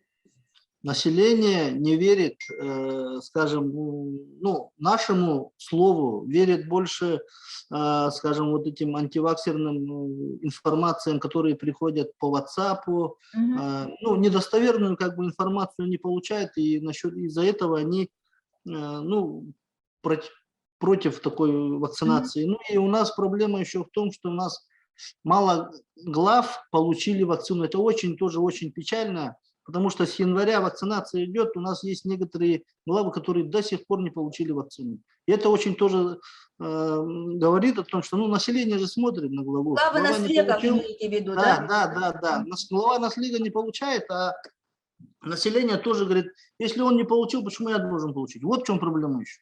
Поэтому тут тоже надо от вас поддержка именно в части как бы такой акций таких, скажем, видео там, может быть, какие-то брошюры, чтобы именно, и вот все говорили же здесь, что вот пожилых Артем людей Михайлович, хотя бы. айда тибит биһиги очоона кым кахыт редакциятыгар каянда тибит бу вакцинация вопрогар күскү үлелерге ден. Бу как раз Владимир Николаевич Степанов холбонан кирбит бу медиагруппа сетим директора кым кахыт издательствотын халаячыта. Владимир Николаевич холбонон балысты бен санагын терден дочоона бу вопрос киддея. Бу кым кахыт араха бу вакцинация вопрогар күскү үлелестагына хатаны быгыла. Холбонну михиллер, да? Иллаган. Ага. Так. Ага. По вопросу вакцинации, да? Я бы хотел одну ремарку сказать о том, что вот почему люди не боятся, да? Вот я, например, сегодня хочу привести два примера. Есть телеграм-канал Балабкина Бриф, да? Вот на 15, скажем, пишут, что выявлено 283 случая, Якут 135, Алдан 16. Это ничего не показывает о ситуации по коронавирусу. Ни глубину, ни ширину. Да? Так, теперь переходим в такой же телеграм-канал, который называется «Новости Алмазный край». Оперативные данные штаба Алроса по заболеваемости коронавирусной инфекцией. На 15 ноября республиканский штаб говорит, что в Мирнинском районе всего было зафиксировано 12 случаев. Так? А новости Алмазный край дают подтвержденный анализ на COVID-19 в Мирнинском районе 69 человек, 46 в Мирном, Айхала-Удачинская площадка 23 человека. Смотрим дальше. В стационарах Мирнинского района находятся 179 человек. В Ленске 571. 2 человека в реанимации и 1 умер вот позавчера, да? В смысле вчера, 15 числа. Так, что больше всего тут пугает? То, что вот люди, которые находятся в реанимации, 71 и 70-го года, а умер 79-го года. Это говорит о том, что болеют молодые. Так? Еще дальше смотрим. В амбулаторном лечении на 15 ноября находились 824 человека в районе. Вы разницу видите между 12, которые вот наш оперативный штаб дает, и с теми цифрами больше 1000 человек, которые вот, вместе с больными, которые в реанимации, амбулаторными, подтвержденными, получается, больше 1000 человек в Мирнинском районе находятся вот, в ситуации коронавирусной инфекции, можно так сказать, да, что вот они связаны, вот клубок такой огромный вырисовывается. Такие же ситуации находятся, в смысле, почти по всем районам. Так? И поэтому вот то, что вот люди не верят, они в первую очередь смотрят на республиканскую статистику. Вот если говорят, что 283 человека, а что за этими цифрами? Сколько человек по республике амбулаторно лечится? Сколько человек в реанимации? Сколько человек находится подтвержденным анализом? Никто об этом-то не говорит. Поэтому люди-то не боятся. А тут, если люди, чтобы усилить вакцинацию, надо, наверное, другие каналы, другую информацию нужно донести. А в республиканской, даже вот я как-то пытался найти информацию о избыточной смертности в республике, чтобы понять, от коронавирусной инфекции у нас в республике есть такая вот статистика. Аттестат закрыт, мы не можем найти. Поэтому вот очень много досужих мыслей появляется, да, что вот люди находятся в ведении, что между небом и землей, да, что в подвешенном состоянии. Четкого понимания, что вот действительно это опасная вещь, никто не знает. Еще второе. Опасность коронавирусной инфекции мы знаем. Это постковидное вот состояние, в котором я, например, знаю много людей, которые после перенесенного COVID-19 умирают от загущения крови. Это инсульт и другие вот эти сердечно-сосудистые заболевания. Так, если коронавирус мы ждем, пройдет как испанка в 2020 году, да, в 2023 или 2024 году, то постковидное вот это влияние на человека останется на всю жизнь тех, кто заболел. Поэтому тут, наверное, не только думать о том, что вот какое лекарство давать и вакцину ставить. Еще нужно работать в направлении профилактики вот постковидного состояния заболеваний людей. В этом отношении я хотел бы еще добавить, да, что есть, ну, многие люди говорят, но только в социальных сетях, что вот нужно питаться не с магазина, а теми традиционными продуктами питания, которые вот помогают действительно. Ну, может быть, люди не верят, что как и в этот традиционные продукты питания Якутии могут помогать, но есть случай. Вот Таставский наследник Намского района.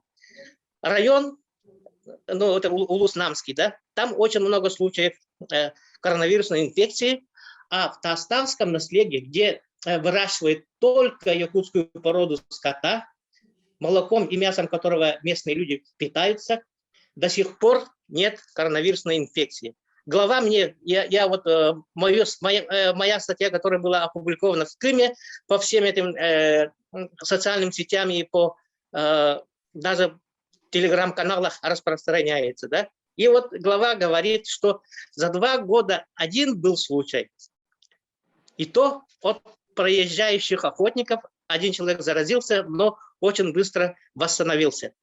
Это очень интересный момент, который мог бы помочь в профилактике и лечении постковидного влияния на человека. Ага, спасибо, Владимир Николаевич. Да? Еще один момент.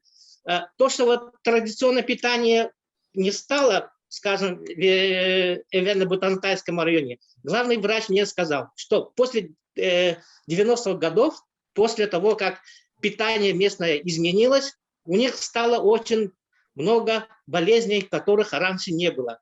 Вот поэтому все надо лечить и видеть, я думаю, что в комплексе. И наука наша, я думаю, что не должна спать. Сейчас мы не слышим науки, ни одного слова, который бы сказал, что можно было людей заинтересовать в усилении продуктов питания. А в Казахстане с первых дней, когда вот ковид начался, там у них есть все курорты, санатории. Во многих санаториях и курортах доят кобыле молоко и свежим дают это лечение. У них называется саумал. А у нас очень много тоже вот кобыл, которые можно было бы доить и лечить, и профилактировать это заболевание. У нас спят, никто не делает, никто об этом не говорит.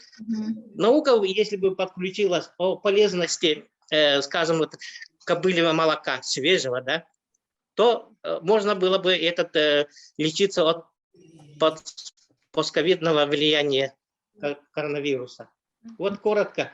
Хорошо, Владимир, очень интересный и существенный аспект. Очень час, поэтому я заканчиваю. Да. Да, аспект затронули как возврат к традиционному питанию, потому что питание является одним из составляющих качества жизни населения, конечно, да. Так, ну, сейчас хочу слово предоставить Ульяне Дмитриевне Поповой, зам главы Сунтарского района по социальным вопросам. Ульяна Дмитриевна, пожалуйста, подключайтесь. Я вижу вашу визиточку. Так, и включите. Здравствуйте, меня слышно? Да, пожалуйста, слушаем вас. Меня слышно, да? Истабит, Ульяна Дмитриевна. Я вот хотела поддержать предложение Светланы Николаевны, да, в части работ, ну, в части штатов эпидемиологов. Да. Потому что сейчас же мы вот население вакцинируем и требуем вакцинацию от работников производства, да, вот, ну, определенный круг уже есть у нас. И катастрофически не хватает штатов, физически не хватает, чтобы на все это реагировать, вот, именно эпидемиологи на местах. Так, и второй вопрос. Андрей Юрьевич, конечно, по Сунтарскому улусу все подробно озвучил, но все-таки у меня остаются вопросы по обеспечению наших больниц анализами ПЦР. Вот реагенты постоянно заканчиваются, и получается, что наша центральная районная больница постоянно пишет в адрес оперативного штаба письма с просьбой оплатить реагенты по ПЦР. Так, и дальше хотелось бы еще с Минздравом вот, как-то вот с нашими районами, да, вот, которые мы далеко, сейчас вот дорога установится, сейчас мы на самолетах, вот Андрей Юрьевич озвучил, да, на самолетах мы отправляем анализы, но когда вот начнут ходить такси, да, будем тоже на такси отправлять, чтобы как-то сделать, ну, побыстрее вот получить эти анализы, да. И тут медики нам ставят вопросы тоже по оплате услуг как на самолете, так и на такси. Получается, что здравоохранение тоже несет в этой части расходы. Иногда врачи сами оплачивают. Вот этот вопрос, он тоже встает.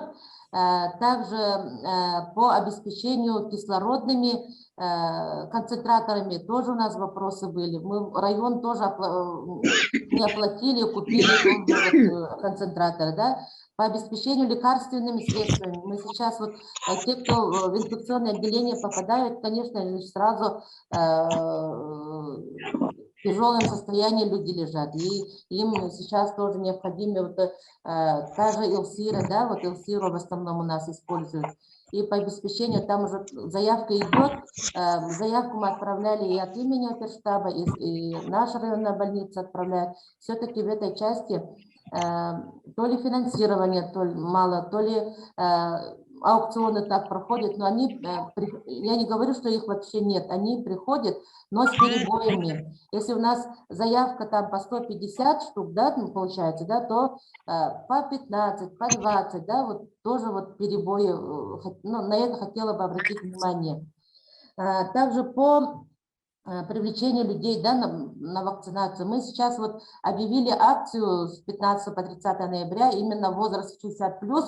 Район тоже закупил анализы ИФА, это мы будем определять антитела, количество, именно количественные, будем количественные антитела определять и по результатам уже вакцинировать население 60+. Потому что в данное время у нас в ковидной зоне лежат в основном контингент 60+, и они очень тяжело вот это переносят, да. И также есть, запустили сейчас программу, да, вот «Я вакцинирован». Это у нас будут работать 15 команд в районе, и у них цель, вот между собой они будут, как бы конкурс устроен, да, и они будут между собой как побольше людей привести вот к вакцине, да, вот, ну, вот это как опыт из нашей работы. Да, мы поняли, Ульяна. Да, у нас тоже вот 57%, но вот стараемся вот уже на 80% вот выходить. Ну, у меня вкратце так. Так, я думаю, что Минздрав готов ответить на эти вопросы, да? Пожалуйста, Минздрав.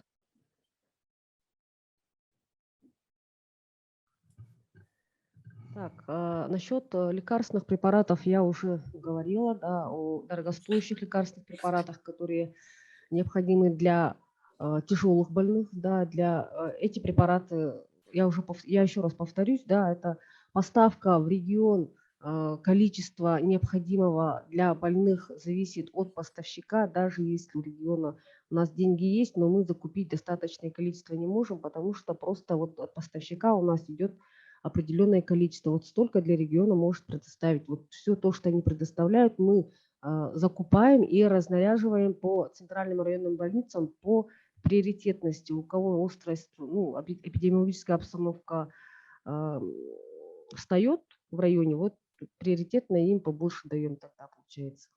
И вот республиканские наши ковидные центры, собственно. Так, насчет вопрос ПЦР лаборатории, я вот вижу в чате, что Роспотребнадзор тоже хочет свою реплику дать. Надо, наверное, чтобы они тоже дали свой ответ по данному вопросу, потому что я ранее тоже давала. ПЦР-тестов. По реагентам я хотела сказать, да, в Султарском районе у нас пока лаборатории уже нету, поэтому о каких реагентах вы сейчас говорите? Расходный материал для забора анализов всех центральных районных больниц есть. Еще раз я повторюсь о том, что для диагностики, постановки диагноза новой коронавирусной инфекции мы сейчас по временным методическим рекомендациям 13-й версии, это актуальная версия, которой мы сейчас руководствуемся, да, диагностика ставится и по ИХ-тесту в том числе. То есть лично на ПЦР мы сейчас не опираемся. Но у нас же не хватает вот анализов ИХ, тоже не хватает же. Мы вот закупили, район опять закупил на 900 тысяч вот анализы ИХ. А почему Минздрав не обеспечивает? Потому что есть финансирование центральных районных больниц, производится как по подушевому финансированию. То есть у медицинской организации на определенное свое количество прикрепленного населения производится финансирование, то есть по системе территориальной программы обязательного медицинского страхования. Так, Ульяна вот Дмитриевна, у нас как раз участвует территориальный фонд, значит, заместитель директора у нас участвует Постников Николай Михайлович. Николай Михайлович, сможете подключить? Вот тогда у меня вот реплика маленькая немножко, да? Вот, да, вот территориальный фонд медстраха, да, но мы же понимаем, что в связи вот с ковидом, да, у нас наши больницы не могут обеспечивать полностью спектр услуг в связи с ограничениями. И отсюда вопрос финансирования вот тоже вот это вот встает. Так, значит, пока у нас, значит, территориальный фонд готовится, я бы хотела дать коротенько для Роспотребнадзора. Любовь Владимировна, ваша реплика по анализам. Микрофон, пожалуйста. Да, я включила. Я хотела вот по поводу лабораторной диагностики коронавирусной инфекции. Вот внесены изменения в санитарные правила, и на сегодняшний момент разрешены проводить исследования иммунохроматографическим методом ИХ, вот тесты использовать, на определение антигена, то есть на возбудителя. И вот это решение вот как раз принято для того, чтобы уменьшить тот период времени для постановки, для подтверждения, точнее, лабораторное подтверждение новой коронавирусной инфекции, и вот уложиться в те 24 часа, которые на сегодняшний день должна быть подтверждена эта инфекция. И просто ее активно внедрять. Лаборатории, и причем это не требуется ПЦР-лаборатории, это обыкновенная клиническая лаборатория при больнице этими методами владеет, должна, по крайней мере, владеть и может использовать для лабораторной диагностики. То есть она разрешена. Есть А почему только теперь это разрешили? Потому что уже давно было понятно, что подтверждение, и при отрицательных ПЦР люди ковидом болели, и вот почему только теперь разрешили? Диагноз коронавирусной инфекции, он ставится в двух, может ставиться в двух случаях: при лабораторном подтверждении и без лабораторного подтверждения. Кодировки такие практически сразу появились, это еще было в прошлом году.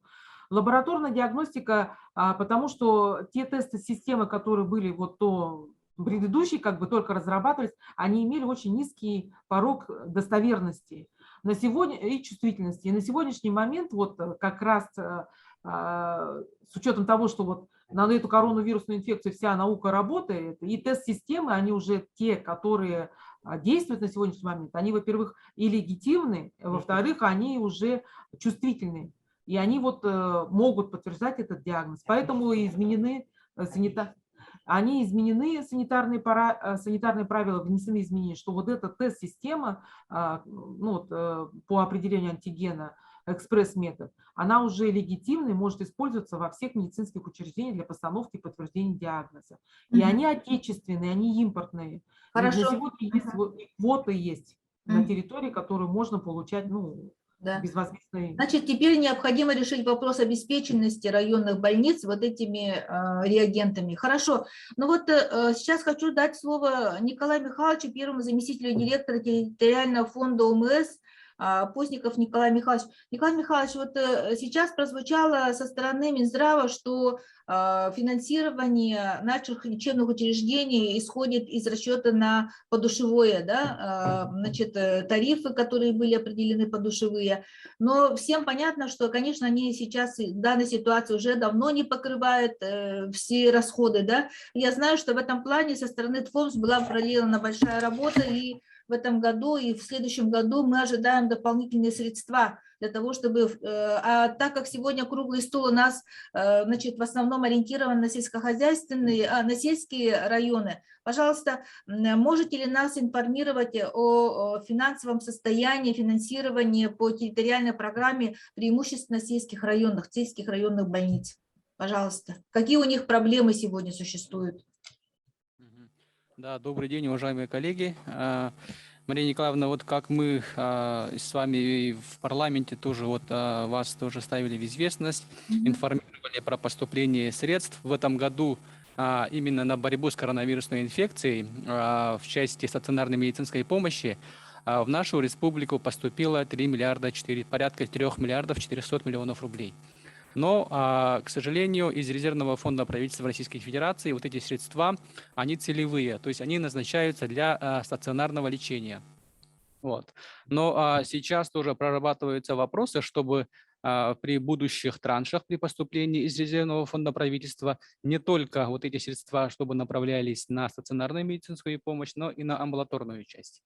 То, что касается ПЦР-диагностики, да, вот как было сказано, действительно, потребность у наших медицинских организаций большая, в том числе и для наших центральных районных больниц. В основном эта проблема у нас выявляется, конечно же, в Арктике, скорее всего, да, в северных районах. То, что касается исследований, действительно, мы эту проблему знаем, Минздрав тоже эту проблему сейчас мы изучаем совместно.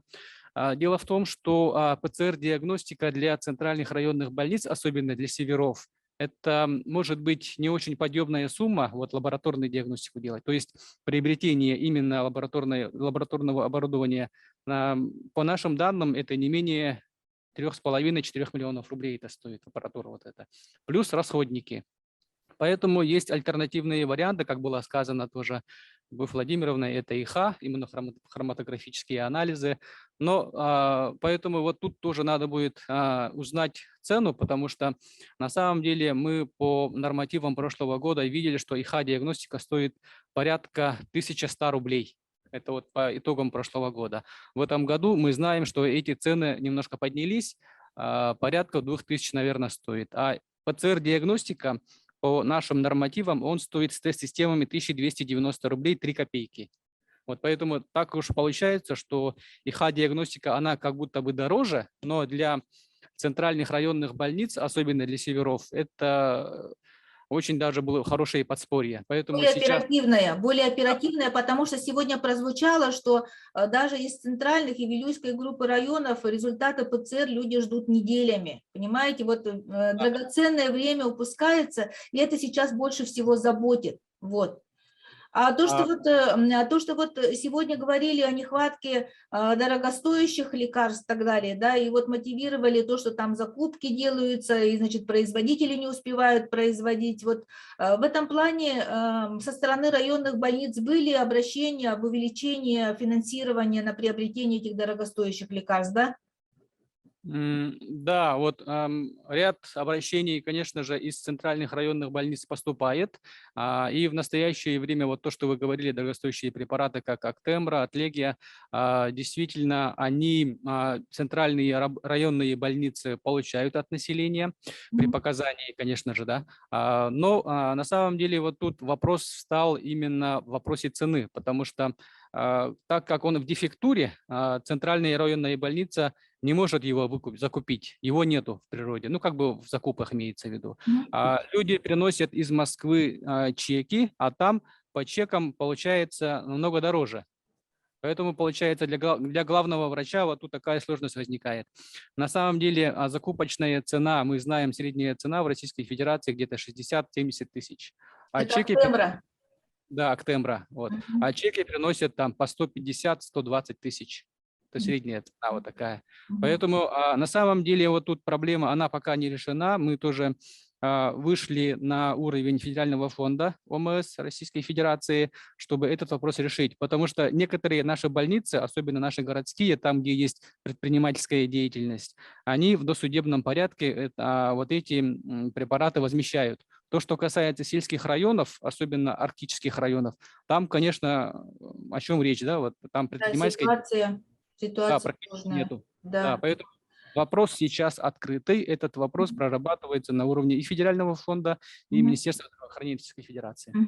Николай Михайлович, ну это, конечно, так как все уперлось вот в подушевое финансирование, есть ли перспектива, вообще будет увеличиваться подушевое финансирование? Вот сейчас какая-то тенденция уже обозначилась, чуть-чуть она добавилась, да, но вот с учетом того, что действительно сейчас лечение граждан обходится действительно очень дорого, и больницы, естественно, вынуждены тратиться, несут очень большие дополнительные расходы. Заработная плата, насколько нам известно, более 70% вообще общего объема финансирования уходит на заработную плату медиков, да, и получается, что на все остальное, не говоря уже о питании, не говоря уже там об инвентаре и так далее. Вот сегодня много сказали, что оставляет желать лучшего в больницах, стационарах, питание наших пациентов. Вот что у вас есть в этом плане нового нас? Чем-то можете нас обнадежить? Ну, скажу сразу, что в следующем году у нас предусмотрено увеличение территориальной программы. Это благодаря работе нашего парламента и нашего правительства. Поэтому в следующем году у нас, как было сказано, практически на 7 миллиардов будет увеличение программы. Поэтому это в следующем году территориальная программа у всех наших медицинских организаций будет повышена на определенную сумму. Ну, конечно, мы там рассматриваем совместно с Минздравом и уровень заболеваемости, потребностей и по нормативам. Поэтому вот в конце года вот бюджет будет принят в этом году, в декабре этого Ну, конечно, да. Все депутаты ставят вопросы, конечно, и отдельно по районным больницам возникают вопросы там по территориям, и в целом по бюджету территориальной программы. Конечно, мы поддержим, мы депутаты, да, но дело в том, что насколько эффективно эти средства тратятся, понимаете? Вот главный вопрос, который мы сегодня извлекаем из разговора. У нас тоже есть данные о том, что из федерального бюджета, с резервного фонда огромные суммы выделялись, с резервного фонда республики огромные суммы выделяются. Сам бюджет здравоохранения огромный, одним из самых-самых больших бюджетов отраслевых нашей республики. Но если сегодня возникают вопросы, что люди не доверяют вакцинации, люди видят, что лекарств не хватает, на дому люди вообще бесплатных лекарств практически не получают, в стационарах лекарств не хватает. Вот это все, конечно, очень дискредитирует все усилия, которые делаются в этом направлении. Да? И в связи с этим у меня главный еще вопрос возникает, который бы я очень хотела задать нашему Росздравнадзору, потому что в его компетенцию входит именно то качество предоставления медицинских наших услуг, на каком уровне обеспеченность наших больниц, да? Контроль за тем, чтобы исполнялись вот все эти предписания и так далее. Да? Это раз. Во-вторых, Очень жаль, что сегодня, конечно, Ольга Валерьевна не участвует в нашем круглом столе, потому что много высказали люди с места свои предложения. И сейчас вот я вижу, есть запросы на выступление. Я хочу вас предупредить, что через 15 минут предлагаю наш разговор завершить, и поэтому сейчас хотелось бы по максимуму услышать мнение наших районов. И вот я вижу, Жарханский национальный... Да. Ага. Я вот последнее скажу. Вот последнее поступление межбюджетного трансферта из резервного фонда правительства Российской Федерации мы получили порядка 1,5 миллиарда рублей. И вот хочу вот тоже, у нас такая стратегия, не менее 1/3 направлять в центральные районные больницы. Вот. То есть из 1,5 миллиардов больше 550 миллионов рублей ушло в сельские районы, центральные районные больницы. Ага. Поэтому тогда скажите, пожалуйста, Николай Николаевич, преимущественно на что эти средства планируют затратить районные больницы? Преимущественно какая там статья расходов? Это стационарная медицинская помощь, но мы вот тут тоже экономически тоже выстраиваем такую стратегию, высвобождая, то есть дополнительно стационарную медицинскую помощь добавляем, и при этом из своего же финансирования они могут увеличивать нам амбулаторную медицинскую помощь, амбулаторную часть. Так, вот спасибо большое. Я хочу, значит, предупредить, что после Жарханского национального наследия хочу слово передать Константину Максимовичу Степанову, руководителю АГАТУ, по вопросам традиционного питания, насколько я помню, было такое заявленное выступление. Пожалуйста, Тако, представьтесь, пожалуйста. Кто у нас сегодня участвует? Добрый день, Николай Анатольевич Копылов, глава муниципального образования. Мария Николаевна, спасибо за возможность выступить. Ну, я буду краток, я понимаю, что времени нету. Сегодня состоялся хороший разговор. У меня есть 3 момента.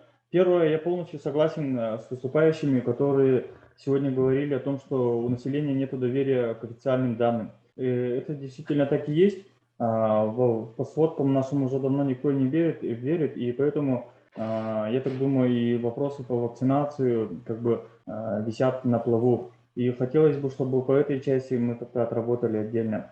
Второй момент. Все мы часто слышим в официальных информациях о том, что на борьбу с ковидом выделено столько-то бюджетных средств с республиканского бюджета, с федеральных средств и так далее. Но на местном муниципальном уровне почему-то мы это не чувствуем вообще. Почему-то в последнее время все повесили на глав. Мы должны закупать там ИХ-тесты, должны приобретать там средства индивидуальной защиты, антисептики, брать на себя транспортные расходы по доставке вакцин и так далее. Еще и доставлять, иногда бывает, больных коронавирусом мы сами доставляем до районного центра. И вопрос вот этот получается, почему мы на местном уровне, муниципальном уровне не чувствуем тех денег, которые дается как бы выделяются на борьбу с ковидом. Это второй момент. И третий момент, есть ли вообще у нас аналитика по итогам проведения оптимизации? Я думаю, стоит уже как бы признать ошибки и недочеты, которые у нас есть, и надо было работать над ошибками. А вот скажите, пожалуйста, у вас на слеге есть медучреждение? Да, в нашем наследии есть врачебная амбулатория. Наше муниципальное образование объединяет 3 населенных пункта. В административном центре у нас есть в селе такая врачебная амбулатория, в селе Олбут есть фельдшерский пункт, но при этом благодаря оптимизации у нас оптимизировали штат водителя, соответственно, нету специальной машины скорой помощи. И нашим медикам приходится, бедным, которые обслуживают 3 населенных пункта, буквально говоря, ходить пешком в том же полном обмундировании и так далее. Но мы с этим как бы не согласились. Со своей стороны, со своей стороны администрации мы и выделили и транспорт, и водителя предоставили, и транспорт, точнее ГСМ. Но я так думаю, дальше так-то продолжаться не может. Почему мы за место тех, которые должны отвечать за это дело, почему каждый раз мы должны помогать и ЦРБ, и скажите, больнице, пожалуйста, и какие почте, расстояния, вот между этими населенными пунктами, какое расстояние необходимо преодолеть медработнику? Ну, самое ближайшее это 5 километров. Это надо ему пройти теоретически пешком для того, чтобы оказать медицинскую помощь. Да, получается так. И вроде бы у нас 2 населенных пункта, но вот как раз в период вспышки коронавирусной инфекции у нас было в прошлом году в октябре месяце и нынче в октябре месяце у нас болело практически 70 человек. А в официальных сводках у нас как бы там, вы знаете, какие цифры у нас, наверное, были, там 3, 4, 5, 10 человек. По факту это мы знаем другое. И благодаря тому, что наши медики хорошо отработали, благодаря тому, что мы все хорошо отработали, получилось то, что получилось, можно сказать. А если бы у нас первичное звено вот, в части взаимодействия ЦРБ, в части обеспечения, если бы у нас своевременное было обеспечение лекарствами и так далее, почему муниципалитеты должны брать на себя ответственность там, по перевозке вакцины, почему мы должны ездить в административный центр и брать медикаменты, выпрашивать медикаменты, чтобы нашим выделили медикаменты. Я говорю, это считаю полным безобразием. А также по кадровому обеспечению тоже хороший вопрос был. Я считаю, то, что на должном уровне надо ставить этот вопрос, чтобы районные центральные больницы вплотную отрабатывали по вопросу кадрового обеспечения. И вот мне было приятно услышать, что где-то в каком-то районе хорошо этот вопрос как бы отработан. Они работают вместе с главами, с районами. А вот почему мы должны вот те же главы искать себе врачей, медсестер, фельдшеров и так далее? Спасибо, у меня все. Хорошо. Значит, эти вопросы, я так понимаю, адресованы Министерству здравоохранения. Да, Министерство здравоохранения, пожалуйста.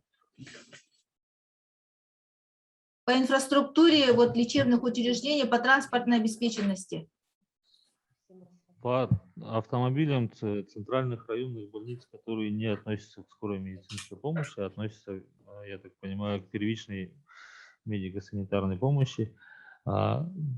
Такие программы существуют, в том числе по программе модернизации первичного звена осуществляется закупка автомобилей именно для сельских местностей.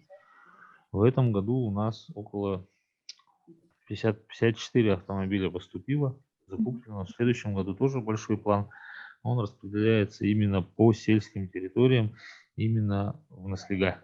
Именно в наслега. Понятно. Так, ну, Николай, я думаю, что вам необходимо, наверное, еще через главу вашего района, Лёкминского района, наверное, все-таки эта проблема не одного вашего наслега, как-то комплексно выйти на министерство, на новое руководство Министерства здравоохранения. Вот. Очень надеюсь, что ваши проблемы они решат. Так, и, пожалуйста, сейчас слово предоставляю Константину Максимовичу Степанову, представителю нашего фактора технологической академии университета.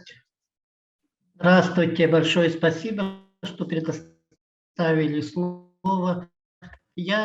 На сегодняшний день эта проблема очень большая, проблема решаемая, но тем не менее с большими финансовыми затратами. Я хочу сегодня остановиться, чтобы питание, традиционное питание, о котором очень много говорят и очень много обсуждают, но тем не менее основа всего традиционного питания лежит на сельской местности. Они даже в период ограничения, они работали так без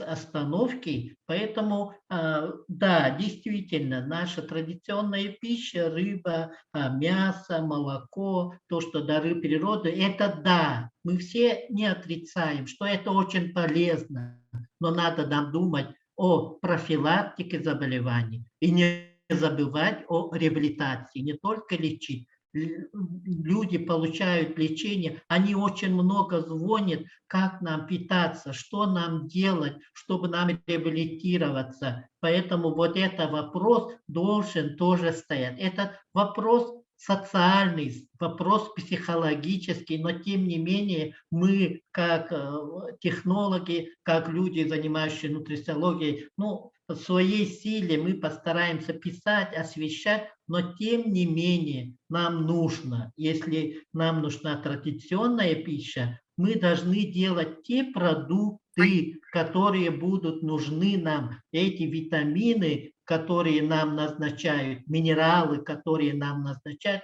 мы должны постараться получить из натурального сырья. Да, люди, сидя дома, очень много общаются с семьей, и у них возникла такая культура питания. Вот в это время было очень много вопросов, как нам питаться. И они задумались о традиционном питании, тогда как это было уже как бы забывалось. Поэтому в это время нужно вести просветительную, хорошую работу, чтобы, да, действительно, или выпустить вместо Минздравом какое-то пособие, чтобы, да, именно по рекомендации по традиционному правильному питанию. Все, ну, времени нет, я хотел много выступить на якутском языке, спасибо. Константин Максимович, ну вот в газете КИМ была очень хорошая статья вашего ректора о основах традиционного питания. Я знаю, что он очень много внимания этому уделяет.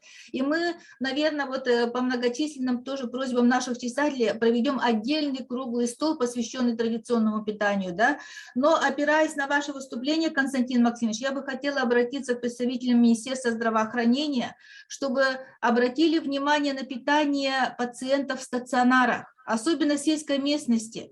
Оно должно быть полноценным, качественным, калорийным и с учетом той специфики, которая традиционно сложилась у якутского, у народа Саха, потребности, те, которые сложились именно опираясь на традиционное питание. Да? Вот то, что сегодня, конечно, прозвучало, люди заболели такой тяжелой болезнью, находятся в стационаре, можно сказать, в руках государства, и когда есть сигналы о некачественном или не подобающем организации питания этих тяжело заболевших людей, это, конечно, не лезет ни в какие рамки. Я понимаю, что там объявляются на основании федеральных законов конкурсы, закупки и так далее, да? Но это же наши люди. Всегда можно что-то найти, выход из положения для того, чтобы хотя бы заболевших людей, находящихся на больничной койке, полноценно питать. Вот это прямо от меня лично, пожалуйста, примите на свой счет это пожелание и как предложение. Вот. Сейчас бы я хотела слово предоставить Николаю Павлову. Вот Халан Павлов,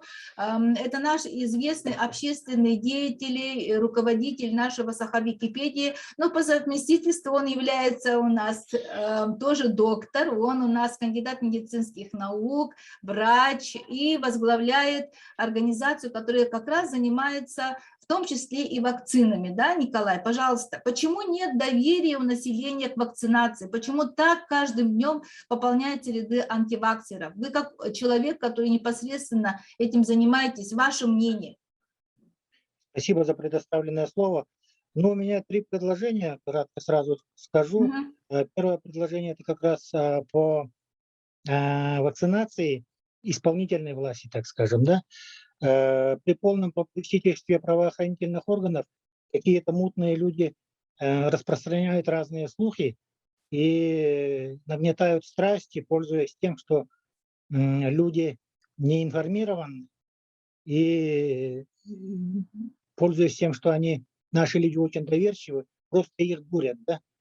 Поэтому я людей, которые против прививок, в общем-то не виню, потому что они же сами являются жертвами этих мошенников. Вот. И полностью поддерживаю Светлану Николаевну в том, чтобы в ее призыве помочь, поддержать медиков в этой работе, чтобы все-таки вот это информирование со стороны государства было, а не просто вот какие-то тупые рекламы были. Ну, привлеките каких-то наших талантливых режиссеров, чтобы эти ролики доходили до людей, простых людей. Это первое предложение. Да. Второе, скорее всего, это законодательной власти, нашим депутатам, Мария Николаевна, скорее всего, это вам, как наиболее такому активному человеку.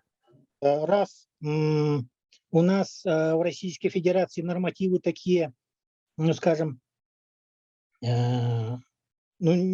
не получается содержать в наших маленьких малонаселенных наследях лечебно-профилактические учреждения, попросту говоря, больницы или там ФАПы.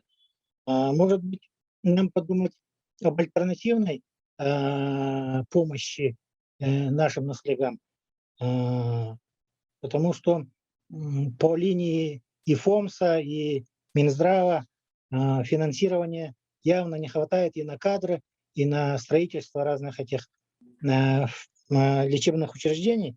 Поэтому, может быть, подумать о службе парамедиков, как это делается в некоторых странах Америки и Европы. Да? Парамедики – это не медицинские работники, но люди, имеющие соответствующую краткосрочную подготовку.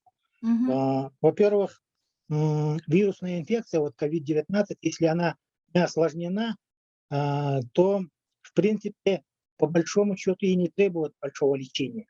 Поэтому как раз эти парамедики могли бы взять на себя наблюдение за этими больными, чтобы в случае осложнений сообщать медикам. Второе, парамедики могли бы работать в разобщении контактных лиц, чтобы их информировать, чтобы они не ходили туда-сюда, не заражали других людей. Контролировать Вот основная же изоляцию. проблема в этом. Люди просто не придают большого значения, если они бессимптомные носители или легко болеют. Вот с этими людьми как раз парамедики могли бы работать. Ну и часть социальной работы в селах они могли бы взять. Вот Семен Морович очень хорошо сказал, да? По доставке там продуктов. Люди почему ходят по магазинам и заражают людей? Потому что некому ходить. Зачастую некоторым людям. Вот эти парамедики могли бы себя взять вот эту функцию частично, я бы сказал.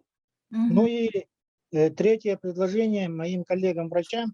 Вот я не знаю, почему в России не принято так, что ковид без верификации не ставится. Да? Обычно же, в принципе, при гриппозной инфекции, когда в стране эпидемия, то без верификации диагноз ставится. Может быть, хотя бы в таком случае просить или подсказывать врачам, чтобы они ставили вот как раз грипп при симптомах, потому что симптомы-то похожи, чтобы разобщить как раз людей больных от здоровых. Не ждите там неделю, пока этот анализ из Якутска вернется и покажет положительное, а в это время человек не считает себя больным и будет ходить и на работу, и никто ему, может быть, и больничного не выпишет, а будет он ходить и заражать людей. Так, давайте тогда, может быть, им ставить как раз разрешенный диагноз, грипп или какие-нибудь такие инфекции, которые разрешено ставить без верификации. Ну, вот такое вот предложение для сельских коллег. Ага, ну вот у нас ведется запись нашего Zoom круглого стола, да, и поэтому все ваши предложения будут позже скомпонованы, мы их будем передавать. Мария Николаевна, можно я вот немножко вставлю, да, свою вот сейчас... реплику, да, касательно именно неверифицированных респираторных синдромов, респираторных вирусных инфекций, да, у нас диагноз есть, вот как уже Роспотребнадзор говорил, да, что мы диагнозы ставим, основываясь на лабораторных исследованиях, то есть это и ХАТ-тесты сейчас, и ПЦР-тесты сейчас, и на клинику основываясь. То есть у нас есть диагноз новая коронавирусная инфекция, лабораторно не верифицированная. То есть специалист, который ставит диагноз, клинически может поставить новый диагноз новой коронавирусной инфекции и без лабораторной диагностики.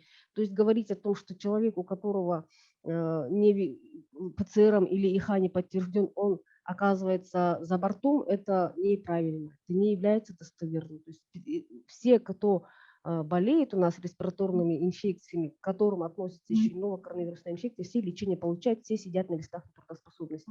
У нас медики все имеют настороженность касательно именно лиц, у которых имеются любые проявления острых респираторных вирусных инфекций, будь то коронавирус, будь то любая другая инфекция.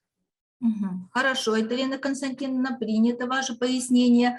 Вот сейчас я бы хотела слово передать представителям ЯНЦ КМП. Это у нас такое медучреждение, которое имеет федеральное подчинение и сейчас, значит, работает в программе оказания высокотехнологической помощи. ЯНЦ, пожалуйста, подключитесь. Якутский научный центр. Да.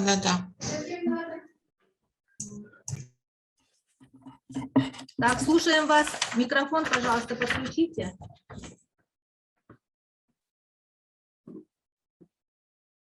Так, ждем вас. Так, извините, так, технические трудности возникли. Значит, добрый вечер, Мария Николаевна и все участники круглого, добрый день, все участники круглого стола. В общем-то, круглый стол очень идет интересный, поставлены очень острые вопросы.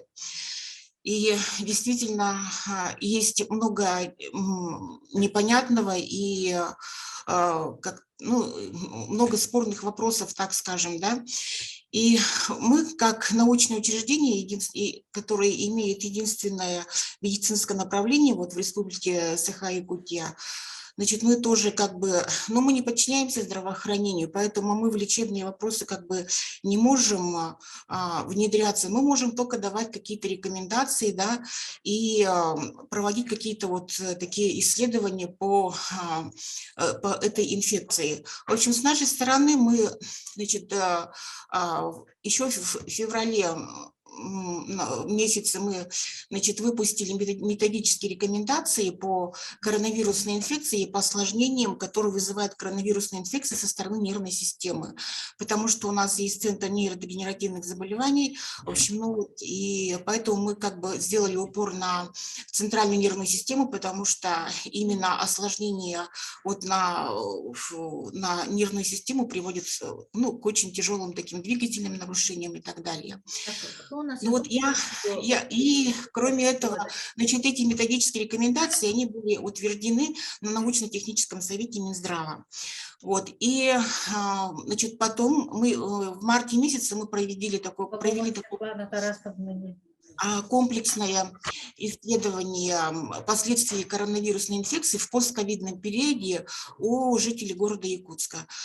Ну, в этом исследовании приняло участие около 200 человек, но, в общем, мы уже получили кое-какие результаты есть у нас, да. В общем, я вот по лечению, по реабилитации, значит, я хотела вот что сказать. Ну, это мы, значит, озвучили в своих методических рекомендациях. Дело в том, что действительно, вот как Семен Мурович сказал, Агатоев, да, у нас слабо работает телемедицина. Значит, она у нас работает, хотя закон о телемедицине был принят, по-моему, в 2018 году, вот, но мы, несмотря на то, что у нас интернет-связь есть практически во всех улусах, значит, телемедициной мы пользуемся очень слабо и в основном только используем только при консилиумах, да, но здесь мы вносили предложение такое, да, что, учитывая, что все больные практически, ну, я имею в виду больные, которые в тяжелой форме, которым трудно передвигаться, у которых очень выражен астенический синдром, и которые вследствие вот этого эпидемического режима вынуждены дома сидеть 2 недели, 14 дней, значит, они в это время они же должны какое-то лечение получать, это в этот период ранней реабилитации. Поэтому здесь можно было бы как раз очень активно использовать телемедицину. Значит, второе наше предложение было такое, да, чтобы, поскольку осложнения со стороны вот COVID-19, они как бы влияют на все органы человека, на все системы, да, значит, мы предлагали создавать вот эти мультидисциплинарные бригады, которые бы включали в себя нескольких узких специалистов, да. Но дело в том, что понятие реабилитация вот в здравоохранении, оно как бы очень такое, как сказать, ну не то чтобы бюрократическое, но оно требует очень много условий для того, чтобы организация имела статус реабилитационный статус, да, который могла бы оказывать реабилитационную помощь. И поэтому, может быть, это во-первых, потому что и во-вторых, значит, все вот эти вот узкие специалисты, которые участвуют в реабилитации, они, если они есть в учреждении, но учреждение не называется реабилитационным учреждением, то как бы ТФОМС, они не входят в оплату тарифа по ТФОМС, в программу ТФОМС. И получается, что как бы больные, они не могут получить такую помощь. Поэтому Вот можно было бы, например, я думаю, что можно было бы вот, слово реабилитация, может быть, заменить на восстановительное лечение какое-то, да, и потом, значит, вот в программу ТФОМС обязательно включить узких специалистов, да, ну, таких, например, как нейропсихолог, логопед, врач лечебной физкультуры, инструктор лечебной физкультуры, которые в программу ТФОМС не входят и не оплачиваются. Вот поэтому вот мне кажется, что ну вот все, что вот сегодня было сказано, это, конечно, очень острые вопросы, они требуют доработки, требуют внимания такого, да, и поэтому и все, что вот с питанием связано, вот здесь выступили, это все верно, это все нужно в комплексе применять, но учитывая наши вот такие расстояния, когда не хватает специалистов, учитывая оптимизацию коечного фонда, да, то можно было бы очень эффективно использовать дистанционную связь, но создавая вот эти мультидисциплинарные бригады, и просто лечащий врач, координатор мог бы как бы координировать процесс реабилитации. Но это, конечно, нужно, чтобы главные врачи там и главы это все на местах, этот вопрос как бы постоянно набудировали, и он был у них, ну как бы этот вопрос решен. Вот, но у нас есть, в принципе, примеры такого дистанционного управления, лечения, по-моему, он начат в центре, в оздоровительном центре реабилитации инвалидов, и, в принципе, можно было бы вообще вот организовать какой-то единый центр, да, информационный, или вот отдельно по каким-то, если это касается города Якутска, то, например, в каждой поликлинике организовать, например, да, и вот связь с пациентом, какой-то телецентр организовать, чтобы каждый пациент мог выходить на связь со своим лечащим врачом, да, или там с участником вот этой междисциплинарной бригады. Вот. И теперь, значит, по поводу исследование, которое мы проводили в марте среди жителей города Якутска, конечно, оно подтвердило те данные, которые, в общем-то, везде в литературе озвучиваются, то, что коронавирусная инфекция, она очень влияет на свертывающую систему, да. Значит, у многих больных, значит, появляется гипертоническая болезнь, да, вот они как бы провоцируют развитие сахарного диабета, да, который в конечном итоге тоже является, потом действует на, как бы, на свертывающую систему человека. И кроме этого, значит, в основной массе, конечно, люди коронавирусной инфекции, они же болеют не тяжело, они болеют в легкой или средней форме. Но дело в том, что несмотря на любая легкая или средняя или форма, это вот показали наши исследования, они все равно вызывают такую астенизацию организма или иногда, который переходит в синдром хронической усталости. Это очень, ну, такое... Очень многие жалуются на то, что стали быстро уставать, то, что на забывчивость стали жаловаться, да? Вот скажите, пожалуйста, где мы можем ознакомиться вот с вашими исследованиями? Ну, в журналах, в журнале, в Якутском научном медицинском журнале, например, мы подали... Вот по ковиду? По ковиду, да? Да, по ковиду. Мы у нас же есть журнал в ЯНЦКМП, свой журнал есть, вот мы туда подали. Вот, ну еще вот в центральный журнал подали, но пока там еще не ждут публикации. Да, спасибо большое, спасибо. Да, вот я думаю, что часть вопросов мы можем адресовать нашему Министерству здравоохранения, а также у нас в чате пишут о необходимости, значит, это реабилитационный центр, я так понимаю, пишет Алексеев. Здравствуйте, дополнительно будут ли выделены объемы по медицинской постковид реабилитации в декабре месяце? Вот такой вопрос поступил. И также есть вопрос, будет ли разрешена, она была приостановлена, углубленная постковид диспансеризация. Будет ли она разрешена? Пожалуйста, ответьте, пожалуйста, на эти вопросы. Я отвечу на вопросы, наверное, на оба вопроса. Постковидная углубленная диспансеризация, направленная на выявление осложнений, да, у нас она, согласно постановлению правительства, была начата с 1 июля. Она у нас шла вплоть до 30 октября по указу главы она была приостановлена на период вот, ухудшения эпидемиологической обстановки в республике. И вот с 8 ноября она у нас опять же возобновлена наравне с другими мероприятиями, такие как профосмотр взрослого населения, диспансеризация. Об этом центральные районные больницы все оповещены, распоряжение министерства выходило, и страховые медицинские организации также оповещены, так что оповещение населения от страховых медицинских организаций тоже возобновлено.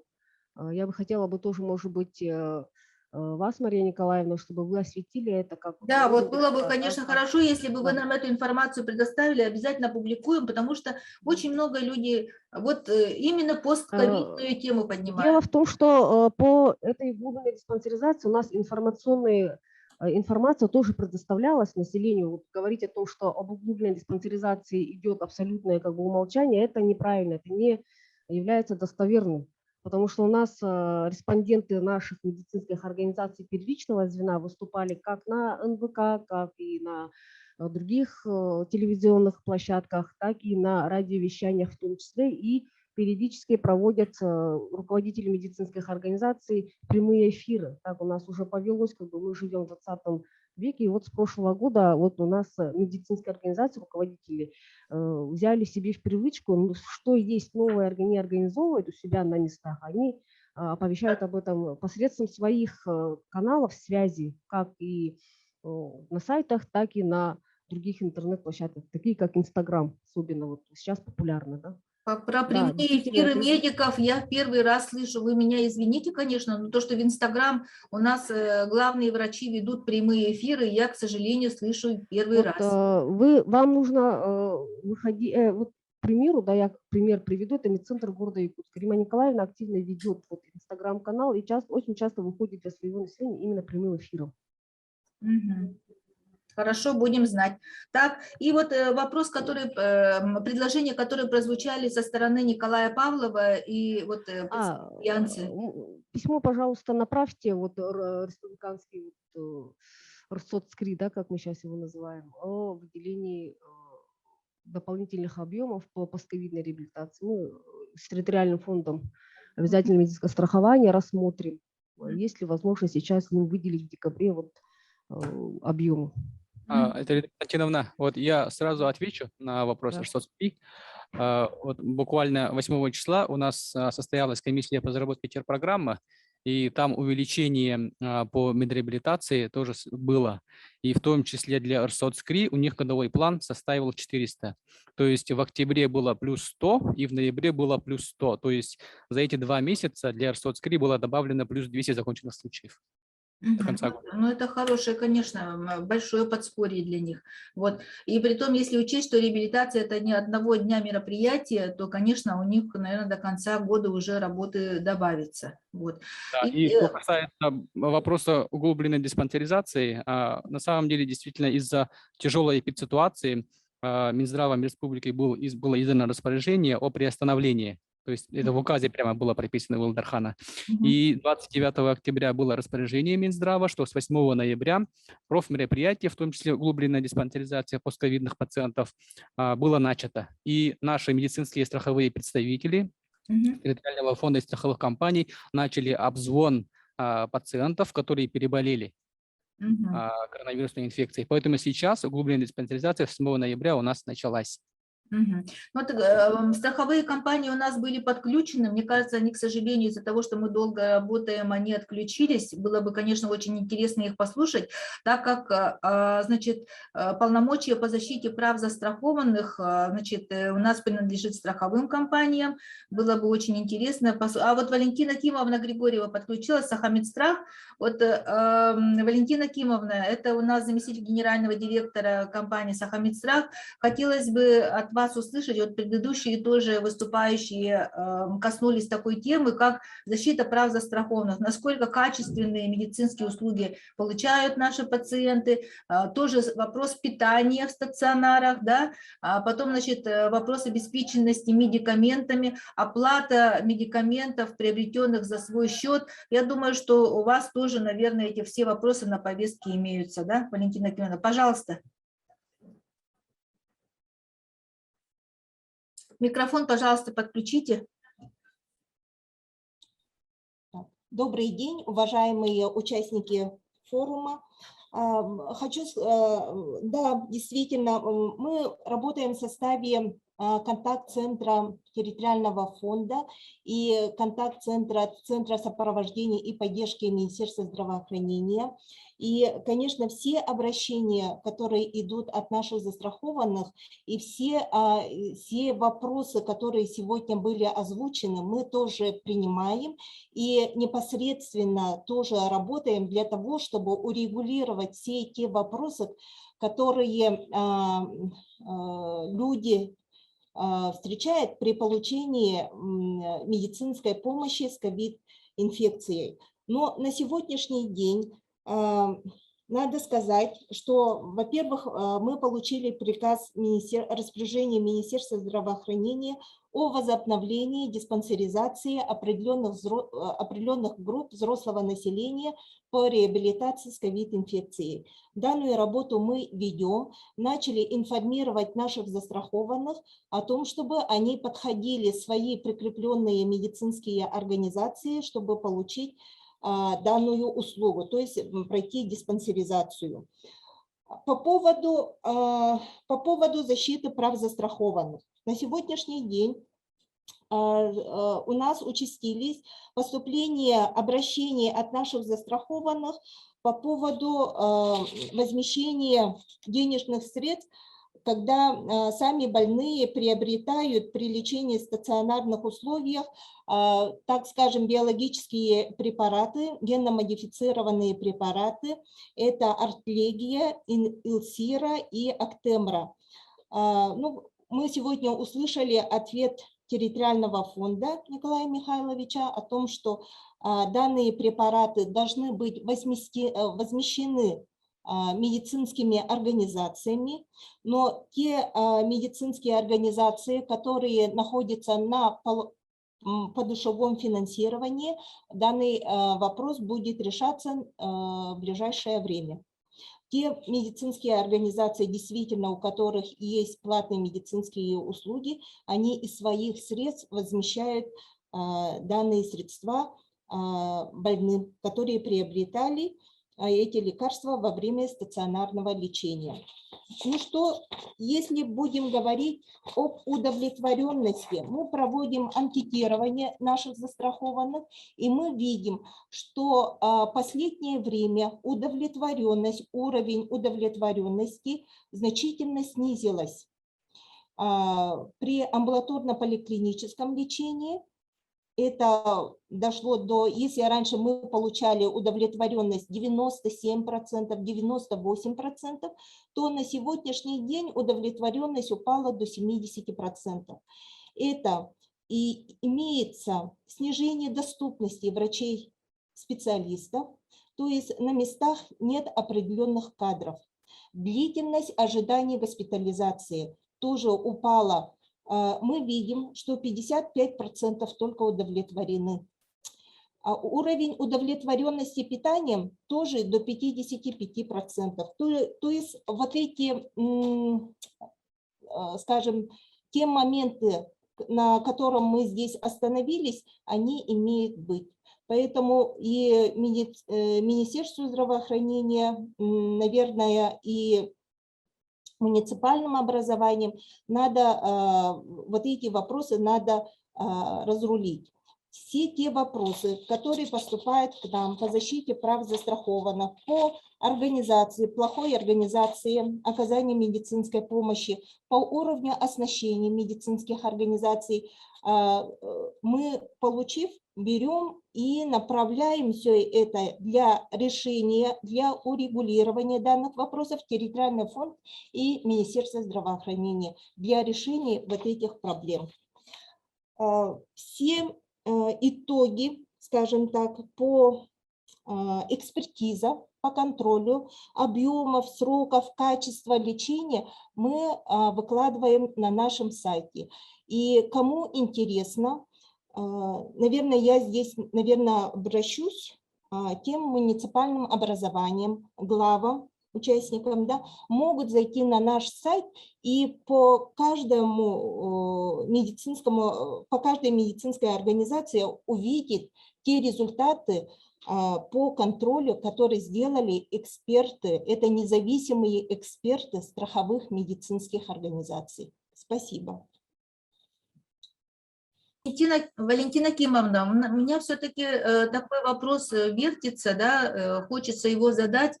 Это в части доступности медицинской помощи. Вот у вас же застрахованные, это практически вся республика наша, начиная от самых отдаленных населенных пунктов до районных центров города Якутска, там, значит, промышленных городов и районов, да.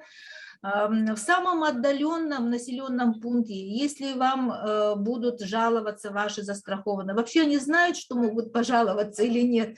Вот их доступность, да, вот их доступность медицинской помощи и то, что нам, как сегодня сказали, врачи добираются чуть ли не пешком по 5 километров для того, чтобы оказать медицинскую помощь, если вообще эти медики там существуют, вот опять-таки мы подходим к вопросу обеспеченности, да, вот ваша позиция страховой компании, нашей самой крупной, что вы на это можете нам сказать?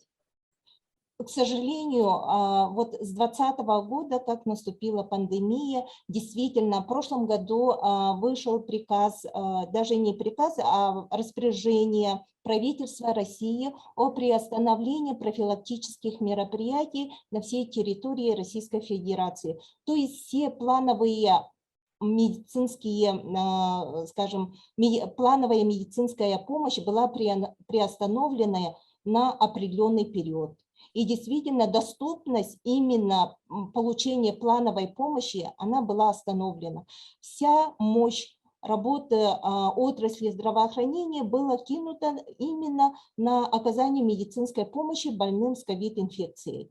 И вот сейчас идет возобновление вот этой плановой работы, и мы, конечно, она не в полном объеме, действительно. И когда пошло ограничение, когда люди с возрастом 65 плюс, сейчас 60 плюс не выходили и не работали, медицинские организации имела, скажем так, кадровый голод, когда не было специалистов, действительно, и сами врачи болели, действительно, населению доступности получения медицинской помощи, она была уменьшена, да, ну, снижена. Но на сегодняшний день все наши представители страховой компании «Сахамедстрах», мы находимся во всех районах, и эти представители работают для того, чтобы информировать свое застрахованное поле или, скажем, свое население, получение именно прививок, и также мы помогаем именно попасть, закрепиться или записаться на прием определенных врачей-специалистов, помогаем госпитализации, и мы не ограничиваем наших застрахованных, чтобы они к нам обращались для того, чтобы получить определенную помощь. Мы работаем в круглосуточном режиме. Наши телефоны во всех, скажем так, везде. Все знают наши телефоны. И было так, что наши застрахованные писали о том, что с помощью Сахамедстрах они вовремя госпитализировались или вовремя записались к врачу для того, чтобы получить ту или иную помощь. Или записаться на те же анализы, да, и получить определенную помощь. Хочу еще сказать по поводу телемедицинских консультаций. Сегодня было сказано, действительно имеется определенные ограничения. Да, ограничения есть. Есть ограничения из-за отсутствия связи в северных и арктических районах. Это очень большая проблема. Люди, врачи не могут записаться на телемедицинскую консультацию, вовремя получить ту помощь от центральных клиник для того, чтобы правильно начать лечение. Поэтому здесь, конечно, надо поднять не только работу Министерства здравоохранения, но, мне кажется, и инновационных связей, именно Министерство по связям, которые отвечает, да, поэтому депутата, Совета депутата. Ирина консультации. У Хорошо. нас много вопросов потому, что почему у нас не соблюдается преемственность. Маршрутизацию, не выдерживает маршрутизацию. Вот если мы посмотрим, то летальность в Вилюйской центральной районной больнице на сегодняшний день нулевая. Почему? Потому что главный врач, очень хорошо выстроена работа преемственности. Главный врач своевременно направляет своих тяжелых больных в Мирнинские, значит, отделение, да, ковидное отделение. Все Вилюйская группа районов направляются туда. Валентина Кимовна, Мирнинская больница переполнена, уже давно никого туда не принимают. Информация держим на контроле уже 2 недели. Уже 2 недели, как Мирный не принимает тяжелых больных. Нет, я говорю насчет статистики, о том, что летальных исходов нету. Но на сегодняшний день, да, возможно, Мирнинская переполнена сейчас. Поэтому хочется сказать, что соблюдение преемственности, проведение телемедицинских консультаций на сегодняшний день, она очень актуальна. И я призываю, конечно, всех главных врачей вовремя давать заявки, выйти на телемедицинские консультации. Нету кадров, выходите на... свяжитесь через телемедицинские консультации с нашими клиническими больницами. Это ЯРКБ и РБ номер 3, которые разделили все районы на себя для того, чтобы проводить телемедицинские консультации. Спасибо. Хорошо, спасибо. Так, ну вот как раз сейчас упомянули Вилюйский район. Я знаю, что к нам подключена Ирина Нифонова, представитель Вилюйского района, народный депутат районного совета. Ирина Нифонова, пожалуйста, подключитесь. Здравствуйте. Мария Николаевна, бастантыран бу маннык камсык, оны тысире. Хайдах болабыт ден бу вопроска. Эге бу төгүрүк зумныңы мунягы пыкытырлы ханы мактанабыт. Бу маннык лидер онна осенан үлтүмеңе маннык күстах туростар депутаттар бар боланнар. Бу биге депутаттар, район депутаттар эметтен үлебитемие күшүрер боллады. Мен атты буны хилеге матыттан, чинекен хилеген атыттан хастахылын туростабыт. Биге чынышыскен хилек битер брас суох. Аны ти летальный исход агыях денетеллерген мен олоха түспөкпүн. Ол курдук вакцинация быт таганы ылбатак даганы жоннор быт киреннер кухан болан телен таксаллары бихеха бу кендикемге элбете. Сөп, эти вопросы тоқтарыгы мутым, эти Копылов Николай Тутокко жархан бахылыга да тиистелербын. Эми хүддаган этте бу народ бу медицинага итагайбет ден этергем сөпсөбүн. Оны тинен хаун токталаппын элбахты кеттилер, онна 2 вопросум токтен. Куртуна заведенияларгаттан биги бу Элдар Хамыт 2-нче февраль 6-16 күнүгер QR кодунан киллери ден урагар ологуран биги QR кодунан киллерен тереттелерге киллерер боллакпытына того дистанцияны биги тутуактакпыт ийден. Той хабаны мен бу алгысын ялан кинигер бүлүк оратыгар директор Солбияшнын лебен онна QR кодунан тутуган киллерер бихеха үчүгей олгынан баран бу дистанцияна гаятар бу бихеха жонсул житин аксарына гаятар биһөттөн бягат билагат төһө качып келере битнен онан бихүле битен көстөр хити вопросы таргымытым оны стөгөл мактанабын Мария Николаевна бу манны күстәүләне өссөгү тәҗәр гитегер мактанабын онны сө үлелек кайын бары битке бахыбалар Бахы Ирина биги бу улус депутаттарын кытталык тик битен быгыкпыт сога хырдата үлелете турук үлели турук онна эги туспа атын да вопростарга бияха эти киллерер битин кетебит мактал